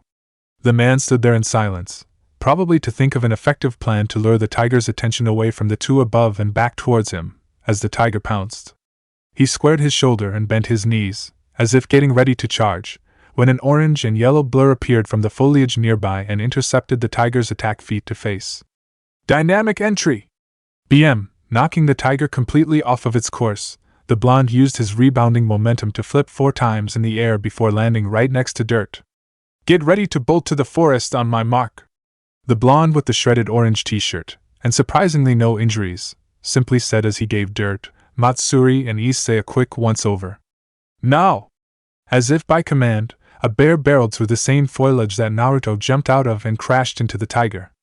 The white beast gathered enough sense after Naruto's attack to retaliate against the bear, and a fight between forest predators broke loose. Dirt immediately circled the tree and ran straight into the woods as Naruto instructed. Matsuri fireman carried Issei and jumped down the tree branch. Issei grunted as he quickly separated from Matsuri and bolted off after Dirt with the silverette beside him, in the woods dash. Huff, huff, huff. I think we're safe now. After God knows how long minutes of running, Dirt declared the OK mark while leaning against a random tree. Matsuri huffed a sigh of relief and sat against the tree to gather her breath. Issei all but fell on his butt as he caught on with his much-needed oxygen supply. Once the brunette managed a safe enough level, he noticed something grave. Hey, where's Naruto? Dirt's face became noticeably grim as he turns towards the direction where they came from. Naruto-san volunteered himself to retrieve an important object of ours. Eh? Issei tried to make sense of the statement. He didn't remember anything that important being with them in the tent, but then again, he didn't pay much attention to the camp. The brunette looks back at Naruto's direction and scrunched up his brows in worry. Don't worry, Issei-kun, Naruto-sama said that he'll meet up with us at the van. Matsuri pats his shoulder. When'd he tell you that? Issei looks at the silver-haired girl with a questioning look. You didn't notice him gesturing it with his eyes when he looked at us? Matsuri looks back at the boy with a questioning look of her own. I must have missed the class that taught us that. Issei rolled his eyes and looked back at Dirt. The middle-aged man was looking at a compass and a protractor in his hand. He took a sip of his coffee and puts the tools back into his pocket. Alright, guess we'll have to end our trip early and go back. If I calculated this correctly, the van is this way. Dirt begins walking in a random direction with a resolute face. Come, Issei-kun. Matsuri pats his shoulder once more and followed after Dirt. Issei looks at Naruto's direction once more and wished the blonde good luck and safety. The van, thanks to Dirt's expert navigation skills, the group made it back to a familiar dirt path that leads to where the middle-aged man had parked his car. It took another half-hour before they actually made it to the vehicle, but they still made it. The sun was high up in the sky, so it must be around afternoon. Issei was the first to spot the white van and practically ran to it in joy.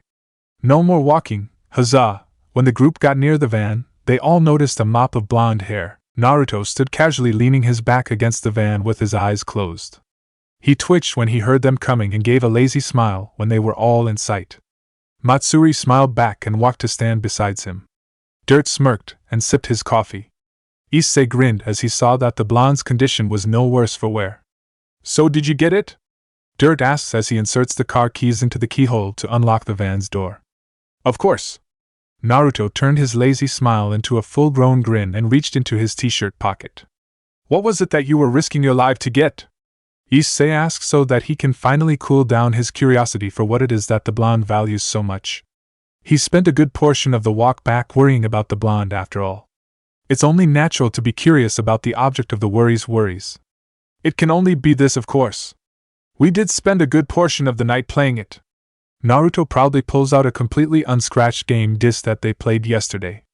Issei's eyebrow twitched and the brunette screamed, "Give me back my worry, damn it!" Slam! The door to Naruto's ramen shop was forcibly pushed open with a loud slamming sound. Naruto and Dirt looked up from the latest dating sim that they're trying their hands on and looked at the culprit of the loud distraction. Matsuri sticks her head out of the kitchen's interior in order to see who had caused the loud noise. It didn't take them by surprise to see that the perpetrator was no one other than the missing member of their group, Issei Hayato. They were, however, surprised at the sight of the brunette leaning heavily against the door and panting. His clothes were wrinkled and he was lightly perspiring. If one had to guess, he was probably running straight to the shop as soon as school was out. The teen took in 2 deep breaths and held up a letter that was crumpled within his hands. Guess what? The midterm score came back and I don't have to take a retest. The brunette smiles in a semi-hysterical manner as he straightens up from catching his breath. He smoothens the wrinkles on his clothes and practically skips to the table where Naruto and Dirt Saturday. So what's the grade? Naruto quickly saves the dating sim that he and Dirt was playing to pay full attention to his friend. Dirt sipped his coffee in interest. How'd he even show emotion through sipping coffee? Nah, not yet. I wanted to open it up along with you guys. 'Cause, you practically crammed the answers down my throat. Issei sits down at the regular table and thanks Matsuri for giving him a cup of tea at the same moment. The silver-haired girl nodded and went to sit by Naruto's side. And you're welcome for that. Dirt curtly replies. Yeah, thanks. I appreciated the lack of sleep and the insane amount of coffee you directly injected into me through intravenous therapy. Issei rolled his eyes and tears opened the letter. He pulled up 3 thick sheets of copy paper and spreaded it out onto the table for everyone to read. The first was a letter that states the purpose and other technical stuff of the report card to begin with. Nobody minded the fact that Naruto crumbled it up and threw it away 3 seconds after reading it. The second was a numerical representation of the grades of each test in color with each subject's letter, Japanese, 96, English, 98, Social Studies, 94, Mathematics, 100, Science, 98, total grade, 486, rank 3rd of class, /special notes. Due to his failing in normal studies, it is more than surprising to see Issei-kun do so well on his tests. This concludes that under the deep exterior of a hooligan lies a studious young man. It is suggested that Mr. and Mrs. Hayato attempt to draw out the inner student to appear in a more everyday life manner as opposed to urgent problems such as term tests. Issei stared at the score with wide eyes of disbelief. Naruto gave a ha at the special notes the facility decided to give to Issei while thinking that they couldn't be any more wrong. Dirt whistles lowly at the ranking while sipping his coffee, and Matsuri did some mental recollection of the problems that Issei might have missed during the test date so that she could tutor it to him next time. How is it possible that I've got such a high grade? Issei finally found his voice after a moment of silence that followed each grade looker's reaction. He tried to remember the hazy memories that were associated with the test. Though he did accomplish to most of the questions given, there were a few that he was sketchy on but still decided to wing. Matsuri only actively went out of her encouragement zone to discreetly help him cheat when he's having too much of a hard time trying to solve a problem, which was only 3 times, if he remembered correctly. High 80s were what he was expecting, at most. It would be surprising if you didn't get such high scores. After all, Matsuri dedicated quite a bit of time for hacking and organizing in order to gather up the study materials you had to go through. Naruto looks at the grades and scowls at the fact that Issei didn't make rank 1 on this attempt. He made a mental note: make the brunette study more efficiently for the next test that's coming in a month or so, the finals. Still, for Issei-kun to actually remember his crammed up study materials, Maybe the special notes is on to something. Dirt smiles as he hints the blonde to help Issei bring out his inner student. Issei caught on to the hint and glares at Dirt, as if to tell him to shut up before the blonde gets any idea. Anyways, what's this third letter? Matsuri held up the third piece of paper on the table. It was a letter that was addressed to Issei. Matsuri looked in Issei's direction and the brunette waved his hand to silently allow the girl to read the letter aloud. Letter, dear Hayata Issei, congratulations on getting third rank in your class. It is a pleasant surprise to see that a student who's worried us so much do so well on his test. Especially when said student have tied up to the measures of 2 other student council members whom have received our tutoring. It gives us great pleasure to applaud your efforts to show your academic excellence, and show us why you belong to Ko Academy. On the basis of your excellent test grades, the Student Council would like to extend a cordial invitation for you to become a member of Ko Academy's Student Council. Here, we will be able to help you in any academic endeavors as well as curbing your capricious habits to make you into a model student. We hope that you'll consider this opportunity. Sincerely, Student Council President Saunashir Torai. Issei was once again slack-jawing himself by the time Matsuri finished reading the letter. He was being invited to join the Student Council. He was being invited by cool and charismatic President of Ko Academy to join the Student Council. Him? The teenage student who gets himself sent to after-school detention every other day of the week for peeking was being cordially invited to the Student Council? So you're thinking of joining Issei-kun? Dirt asks as Issei adopted a semi-serious thinking face. I don't know, maybe. Issei hesitantly answers the middle-aged man's question. They're only inviting me because I made a good grade on the midterms and gave them the impression that I'm a capable, if lazy, student deep inside. If I join them, I might become a more serious student, and it might do me some good. Though I'm hesitating because feel like I might screw something up. What do you guys think? Dirt, Naruto and Matsuri then adopted a semi-serious thinking face as well while imagining what would happen if Issei became a part of the student council. Naruto even pulled out a few pieces of paper to draw it out. The female council members would probably quit on the first day. Letters requesting ridiculous things such as a change in dress code to bunny girl outfits for the female side would increase exponentially. The school buildings being remodeled so that anything female-related will have 2-sided see-through glass installed to every wall. The hedges and tree grooming will all be trimmed so that the plants will all have an Oppai-ish shape. The name Ko Academy will be changed to Oppai Academy and all male students will be indefinitely suspended from the school grounds so that Issei can be the only male in the school full of female members. ONL-. Stop your imagination right there. The first 2 were possibilities that can happen but everything else is not. Issei cuts into the image that Naruto's drawing for Dirt and Matsuri. He understands that he might be a bit of a deviant but to have such a descriptive image drawn of him like that, he's not that perverted, right? Right. I don't know, Issei-kun, I can actually see this happening. Dirt rubs his chin while looking at a hand-drawn picture of a construction team breaking down the female bathroom walls and replacing it with glass panels. There was a flag with Issei's name waving around in the background. Dirt. I'm sorry, Issei-kun, but I cannot see anything else other than this happening if you were to hold a position of power. Matsuri flips to a page that shows Issei laughing manically on a throne over a group of teenage girls wearing bunny uniform. Matsuri? Give it up and lose all hopes of joining Issei. An Oppai lover like you have no place in an organization as prestigious as the Student Council. It'll only end up destroying civilization. Naruto pats his brunette friend on the shoulder. Issei turned around to see Naruto holding up 4 pages of connected pictures showing a world where everything was in ruins, and the only survivor was Issei with nothing but a pair of striped panties in his hands. Guh, that's too much, damn it. I'm not that much of an open pervert. Issei broke down immediately as Naruto deals the last blow. Pervert or not, it still hurts to be accused of being one in front of everybody. It's more of a painful blow when everybody wholly agrees with it. With the last straw smashed to fine powdered smithereens, Issei ran out of the ramen shop in tears while Naruto and Dirt followed him out the door yelling, "Wait up, Oppai. It was a joke, and, Oppai-kun, we were just kidding." One could literally hear the palpable enjoyment coming from their voice as Issei only ran faster. It was a long time since the fateful night when he had awoken in an unfamiliar forest. He was now sitting at the edge of a cliff, watching the beautiful scene of a luscious green forest and a roaring waterfall. It reminded him of his precious home, and it reminded him of his guild. At first, he would think of the beautiful village hidden in the leaves every day and every night, in every moment of his conscious thoughts.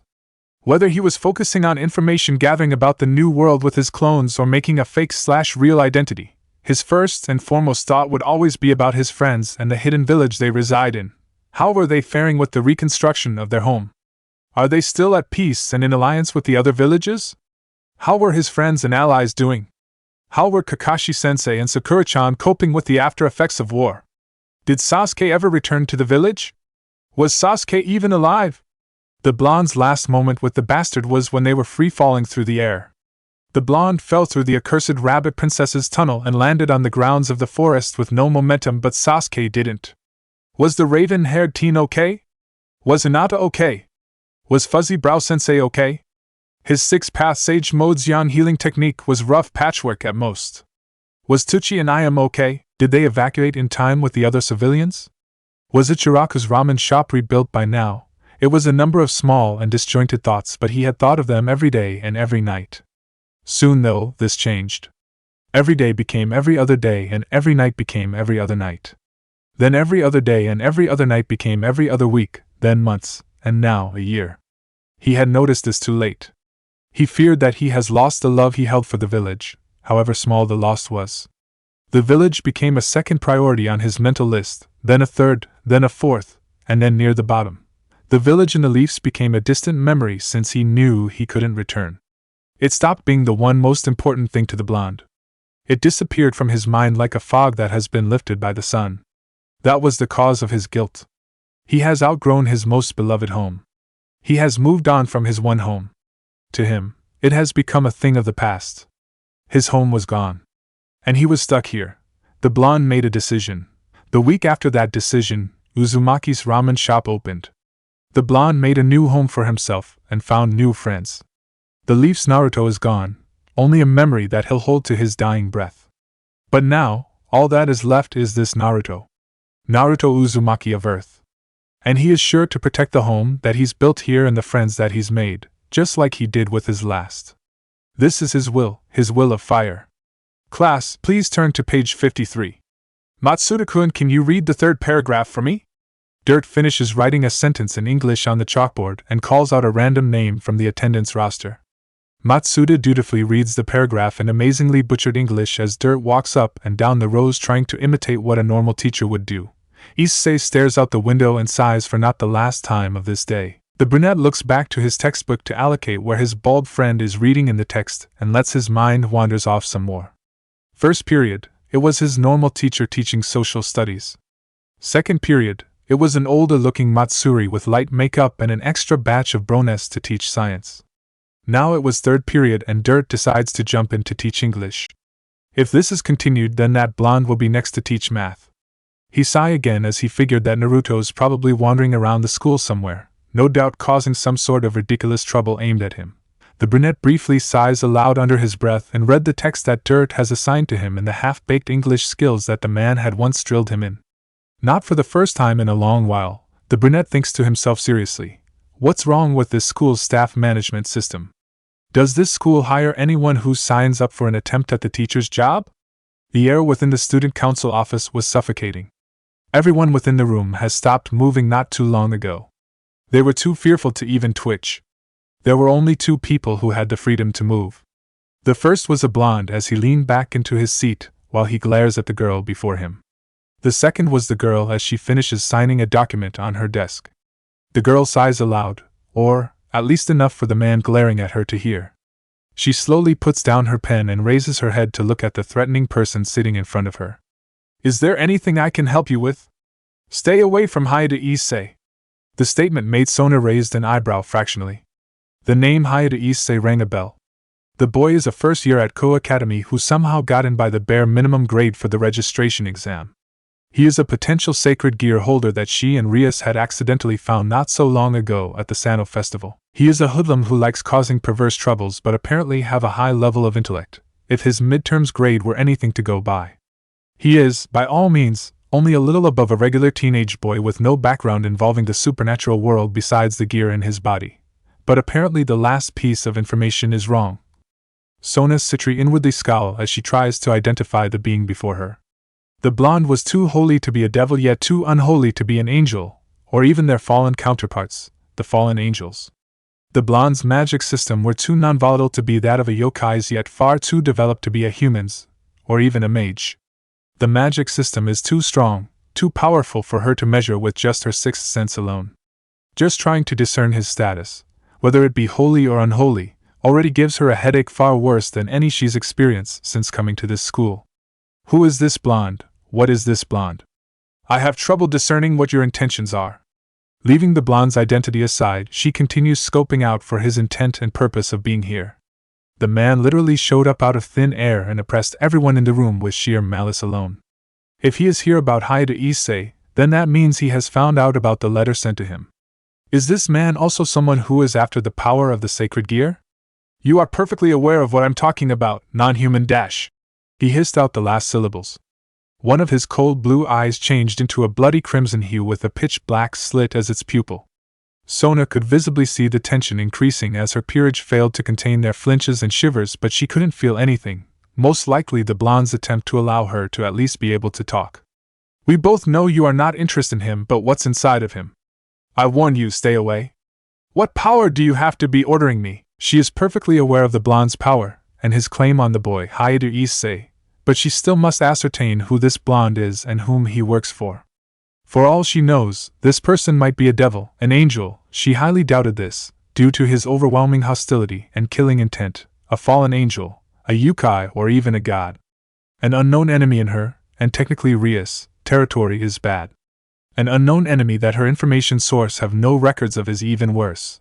The blonde growled, and for a moment, she felt the pressure he exerted over everyone else in the room. True, it was extremely overbearing and deeply menacing, but there was something else in it. A trace of terrible malice that neither shows in angels, fallen angels, or devil. A trace of pent-up madness that shows in the yokai race. Something clicked within her mind. Rias warning about the Yokai Association making a base in Tokyo. In other words, High School DxD is already claimed by the yokais. I understand. I will not make any attempt to entangle High School DxD within the supernatural world. Is that satisfactory? She inwardly sighs when the blonde grunted his approval and disappeared the same way he appeared, out of thin air.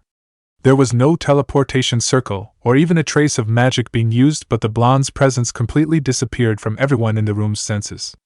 She rubbed her temples as she asked her slightly disoriented vice president and queen, Tsubaki, to get her childhood friend, Rias. It would not do well for the redhead to draw the aggravation of the neutral Yokai Association into the three factions that are already feral for each other's blood. Do you think that will be enough, Kurama? I doubt it. Isn't that why you gave the perverse brat a Gautama? For protection? Somehow, I fear that isn't enough. You can't keep watch on him, for every moment of the day. This is all you can do. Then, that means I still haven't done enough to protect my friend. Stop worrying, brat. Isn't it your motto, to deal with the problems as they come? Yeah, I guess I'm worrying for nothing. Thanks, Kurama. ZZZ, he, deal with it as they come, huh? Naruto puts on a rueful smile. Guess I really shouldn't bother worrying. Now then, I think lunch is about to start soon. I'd better find a good spot to eat. One random night . Are you sure we should be doing this? Issei asks for the xth time that day as he looks out from behind a dead light pole that he's hiding under. The question is, why haven't we done this earlier? Naruto harshly whispers back as he huddles up against the walls of an alleyway near Issei's light pole. It really didn't work out for him as his ninja garb is bright neon orange jumpsuit. Naruto-sama, the coast is clear. I've managed to infiltrate this block's camera systems, and am now replaying the scenes from 10 minutes back. You are now free of all electronic surveillance. Matsuri's slightly static voice spoke through the blonde's and brunette's earpiece. The girl herself was dressed in her normal wear back in the Uzumaki's ramen shack with a laptop running random codes on the screen and a headset on her head. Good job, Matsuri. Issei, let's go. Naruto jumps out of the alleyway and immediately moves towards the place of target. He weaves himself in and out of the lights and shadows and kept his body moving at a low angle, becoming nothing more than a blur, a really bright orange blur, but a blur nevertheless. Issei gives his blonde friend a deadpan look and walked after him, abandoning all pretense of trying to hide himself in the darkness of the night. When he finally made it to where his friend stopped at, he sees the blonde intensely studying an electronic lock. That looks hard to crack. Is Matsuri going to put her hand on that too? No, this is a model that I'm familiar with. I know exactly how to crack it open. The blonde mutters aloud to Issei before getting on his knees and lugging off his neon orange backpack. He rummages through the weighty pack before pulling out a mallet. Wait. Stop. Stop. Issei jumps forward and holds Naruto's arms back as the blonde made the motion to swing the chunk of metal on a stick towards the electronic lock. Once he's ascertained that Naruto was not going to attempt to scrap the piece of technology, he immediately scolds the blonde in a hushed tone. What the hell are you thinking? Do you want to get us arrested? No, wait. This whole plan is going to get us arrested to begin with. But do you want to add more to our already growing list of criminal charges? Naruto tilts his head at Issei's action before looking down at the mallet and widened his eyes in understanding. Ah, you misunderstood, Issei. I wasn't planning on breaking in that way. Here, look. He slowly puts one of the mallet's faces near the lock again, and watched as the tool Dirt gave them earlier for their mission worked its charm. Wadash. Issei watched in awe as the unassuming mallet within his blonde friend's hand started humming and clicking mechanically. The side that was facing the lock opened up and began shooting some sort of blue light laser for a few seconds. It stopped when a beep resounded from somewhere inside the machine. Something inside the lock beeped as well, and a click could be heard immediately afterwards. Naruto reaches his hand at the handle of the door and gently twisted it to test if the mallet did its job. Seeing no problems occurring, Naruto nodded to Issei before swiftly opening the door and rush inwards. Issei sighs again and follows the blonde while silently whispering, "Sorry for the intrusion. It's not exactly the right thing to say at this moment, but it's the feelings that counts after all." The place that the pair is raiding has 8 newly polished tables within it, neatly organized for efficient traveling, and a marble counter near the left middle area. Each table has an open box on it that holds chopsticks and spoons. There were posters of food being displayed in a beautiful manner, and red price tags on them littered all over the walls. The air smells like Naruto's breath after lunch break. Yup, it's just as Matsuri briefed to him. They really are raiding a fellow ramen shop. Reasons? Naruto's claiming that this newly opened shop has been stealing his hard-earned customers through cheap tactics, and he's here to put a stop to it. Issei claims that this whole pursuit is complete bullshit, but further discussions were denied by President Dirt, via age seniority. Another thing that Issei called bullshit on, until the next meeting, which is scheduled for someone next year on the 13th of Never. Issei followed the blonde as he sneaks behind the counter and walks into the kitchen area. From his own experience of raiding Naruto's kitchen, he would deem that the place is around the same size, if not slightly bigger. He spotted Naruto not so cautiously tossing aside some pots, pans, utensils, and kitchenware in order to look through every drawer and cabinets he sees. Aha! I have found the book that holds their secrets. Issei, let us be gone before they realize our presence here. Naruto opens the kitchen window and jumps out of it, leaving a complete mess of what was once a respectable kitchen. Seeing as he already made enough of a mess today just by following Naruto, the brunette felt that another deed undone wouldn't really tip his karma scale. Issei immediately follows Naruto out of the window not a second later, in Naruto's and Matsuri's room. So this is the book that holds all their secrets, Naruto says as he roughly flops down a nondescript brown journal on the only low-lying table in the room. It looks more like an ordinary accounting booklet to me. Issei, who's sitting across from Naruto, schemes through the book for anything important looking and only found a list of ramen ingredients and their prices. Judging from Naruto's intelligence, insanity level, however, Issei wouldn't put it past the blonde to actually be able to make some sense out of this. Ah, that's where you're right and oh so wrong, Issei. Nothing is ordinary if you look underneath the underneath. Naruto folded one arm underneath his chest while having the other one nudge up the glasses on his nose, when he put that on, so that the light shines off of them and hides his eyes. Unless this booklet turns into porn mag starring Kiko Kigarawa, I'm not willing to go through the trouble of trying to understand any of your cryptic mumbo-jumbo. What Naruto-sama is trying to say is that there is always a deeper meaning to everything, even when it is something as ordinary as this notebook. If we are to trace the ingredients that are used to entice our customers away, we might be able to find a way to bring them back. I think. Matsuri sets down 3 cups of tea in front of everyone in the room, Dirt having left earlier due to some important work, and sat next to Naruto. That's exactly right, Matsuri. Now then, without further ado, Issei, read off the list. The blonde pats Matsuri's head and exasperatingly points at Issei with the command. Yeah, let's just get this over with. Let's see now. Issei rolls his eyes and turned to the first page so that he could read it aloud. February 23rd / supplies order delivered / 4 large bags of flour, 50 pounds of organic beef, pork and poultry, 4 boxes of freshly packaged eggs, 2 fresh immigrant slaves, 10 pounds of salt, pepper and assorted spices, 10 packaged boxes of Mama Yum Yum special broth, 15 pounds of seaweed, 20 pounds of fish, shrimp, scallops and assorted seafood, 4 pounds of love, 10 pounds of beans and corns, 30 sticks of fresh butter and 3 boxes of menma. Matsuri, can you reread this list again to see if I'm reading this right? I'm sure that the lack of sleep on a school night is getting to me. Issei pushes the journal to Matsuri, who gingerly takes it up and reads it twice more, once in her head and once aloud. The list did not change. The questionable items were still there. Before anyone could have said anything, Matsuri took the initiative and flipped the page and reads the next entry. It is roughly the same as the first page with a few numerical changes for the shipping quantity and prices. The silverette continues to clearly read out the next page with furrowed eyebrows. She then turns the page once more, this time not even pausing, to read again, and again, and again, and again till the journal had no more entries. Each memo reviews another little stain in the shop's history. Human trafficking, illegal organ dealing, drug trading, black market auctioning, weapon transaction and many other not-so-hidden secrets. As the girl continued to read, Issei grew paler and paler as the fact that this is clearly not a badly made joke starts clicking in. Once the silver-haired girl stopped talking, he glances sideways at Naruto to see the blonde wearing a deadly serious expression.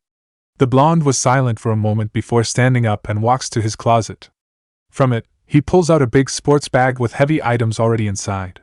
He also takes out a small box and pulls a pin out from it. He carefully puts on the pin and lugs the heavy bag on his shoulder while pulling out his phone and dials a number. Matsuri, get a guest futon for Issei and get some sleep. I'll be back later. As the blonde closes the door, Issei caught sight of the pin, or rather, the badge.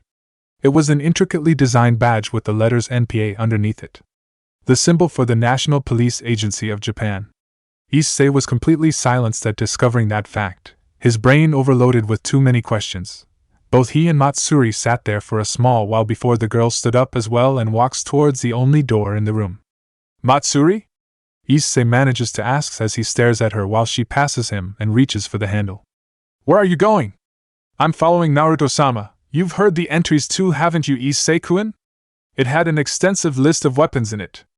I at least want to make sure that Naruto-sama will be fine with my own eyes rather than over a phone. It's dangerous. Issei whispers as an image of his blonde friend being fatally injured and hospitalized flashes through his mind. I know. That's exactly why I wish to see Naruto-sama safe and sound with my own eyes rather than waiting in slow, mind-numbing patience. With her piece said, she opens the door and walks out. Before the door could have completely closed, Issei stood up and pushed it aside once more. He twisted the lower handle's lock and closes the door, hoping that the upper lock wouldn't be needed. He turns from the door and made it to the stairs to find Matsuri standing at the bottom, waiting for him. The brunette smiles briefly at how she seems to know him so well and ran downstairs to follow after Naruto. The other ramen shop Issei looks out from behind the walls of where Naruto had hidden earlier. Matsuri is hiding behind the light pole that he had took up before. The ramen shop that he and Naruto had invaded earlier is completely empty of all signs of trouble. The door is closed, the lights are out, and even the electric lock looks like it is functioning as it should be. It doesn't seem like Naruto's here yet. The brunette whispers out to the girl. He turns around and sees that she's quickly tapping away at something on a black electronic pad. He saw numbers and random letters before the screen blacks out and a video started playing. The video shows 5 blurry shapes walk into the ramen shop. The first one had a mop of blonde hair, so he was obviously Naruto, but Issei couldn't make out who the others are. He guessed that they are the ones that Naruto called to help him. No, Naruto-sama went in earlier with his helpers, but no signs of any activity is recorded after this. Matsuri furrows her eyebrow in worry and exited the video screen to type up for anything that could tell them more. Should we go in? Issei asks as he sees his silver-haired friend getting no results for her efforts, judging from her unchanging frown. That could possibly be the only way. Matsuri tched and puts the tablet back in her handbag. She adamantly walks up to the ramen shop and Issei quickly follows the strangely passive-aggressive girl.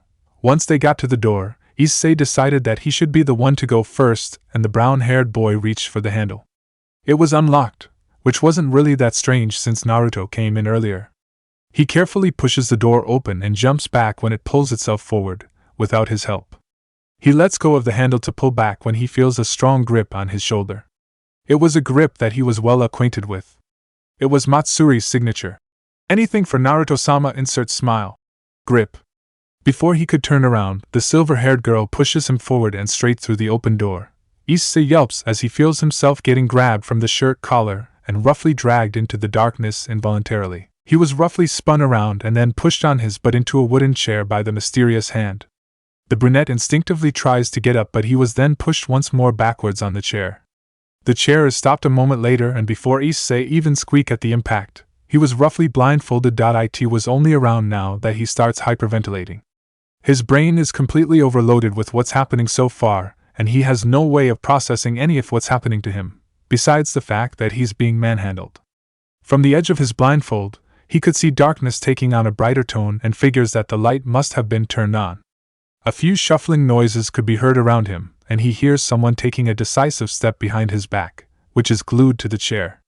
He feels a pair of hands undo the knot for his blindfold. As he feels the blindfold lower from his eyes, he squints and bang! Through! Bang! Bang! Bang! Happy birthday, Issei! Jumps back in surprise once more as a cacophony of noises exploded around him. He blinks and sees the ramen shop is now decorated everywhere. The door has a banner that says, "Happy late birthday!" The tables stacked together into a bigger table with wrapped boxes and a birthday cake in the middle. There were birthday balloons and confetti floating around everywhere. Strangely enough, there was also a realistic statue of a napping nine-tailed fox in the corner of the room with a party hat strapped on its head. Issei blinks again and looks at the faces of the people in the room. The first one he saw was Naruto as the blonde smiled goofily and popped another party popper in Issei's face. He sees Dirt sitting at the table sipping coffee and blowing on a party horn. He sees his parents sitting next to the middle-aged man while smiling almost as widely as Naruto was. His mother snapped a picture with the camera in her hand, Matsuda and Motohama standing off to the side of the counter and giving him a mischievous grin. He turns around to see the person holding his shoulder and sees Matsuri smiling down at him, almost apologetically. Wadash! He blinks again, and after a moment, another one before something clicks in his head. It was a surprise party for someone's birthday. It was his birthday today. This is a surprise party for his birthday. Ding! This is too much, damn it! Issei sheds his tears and cries aloud. Whether it was out of anger or happiness, even he did not know. Either way, he refused to talk again for 10 minutes until Dirt gave him his present as an appeasement offering. Naruto's birthday ramen cake tasted surprisingly good, not that he told the blonde. He was still mad at the damned whiskered teen for giving him an almost heart attack. Really, to celebrate his birthday that passed months ago. What was the blonde thinking?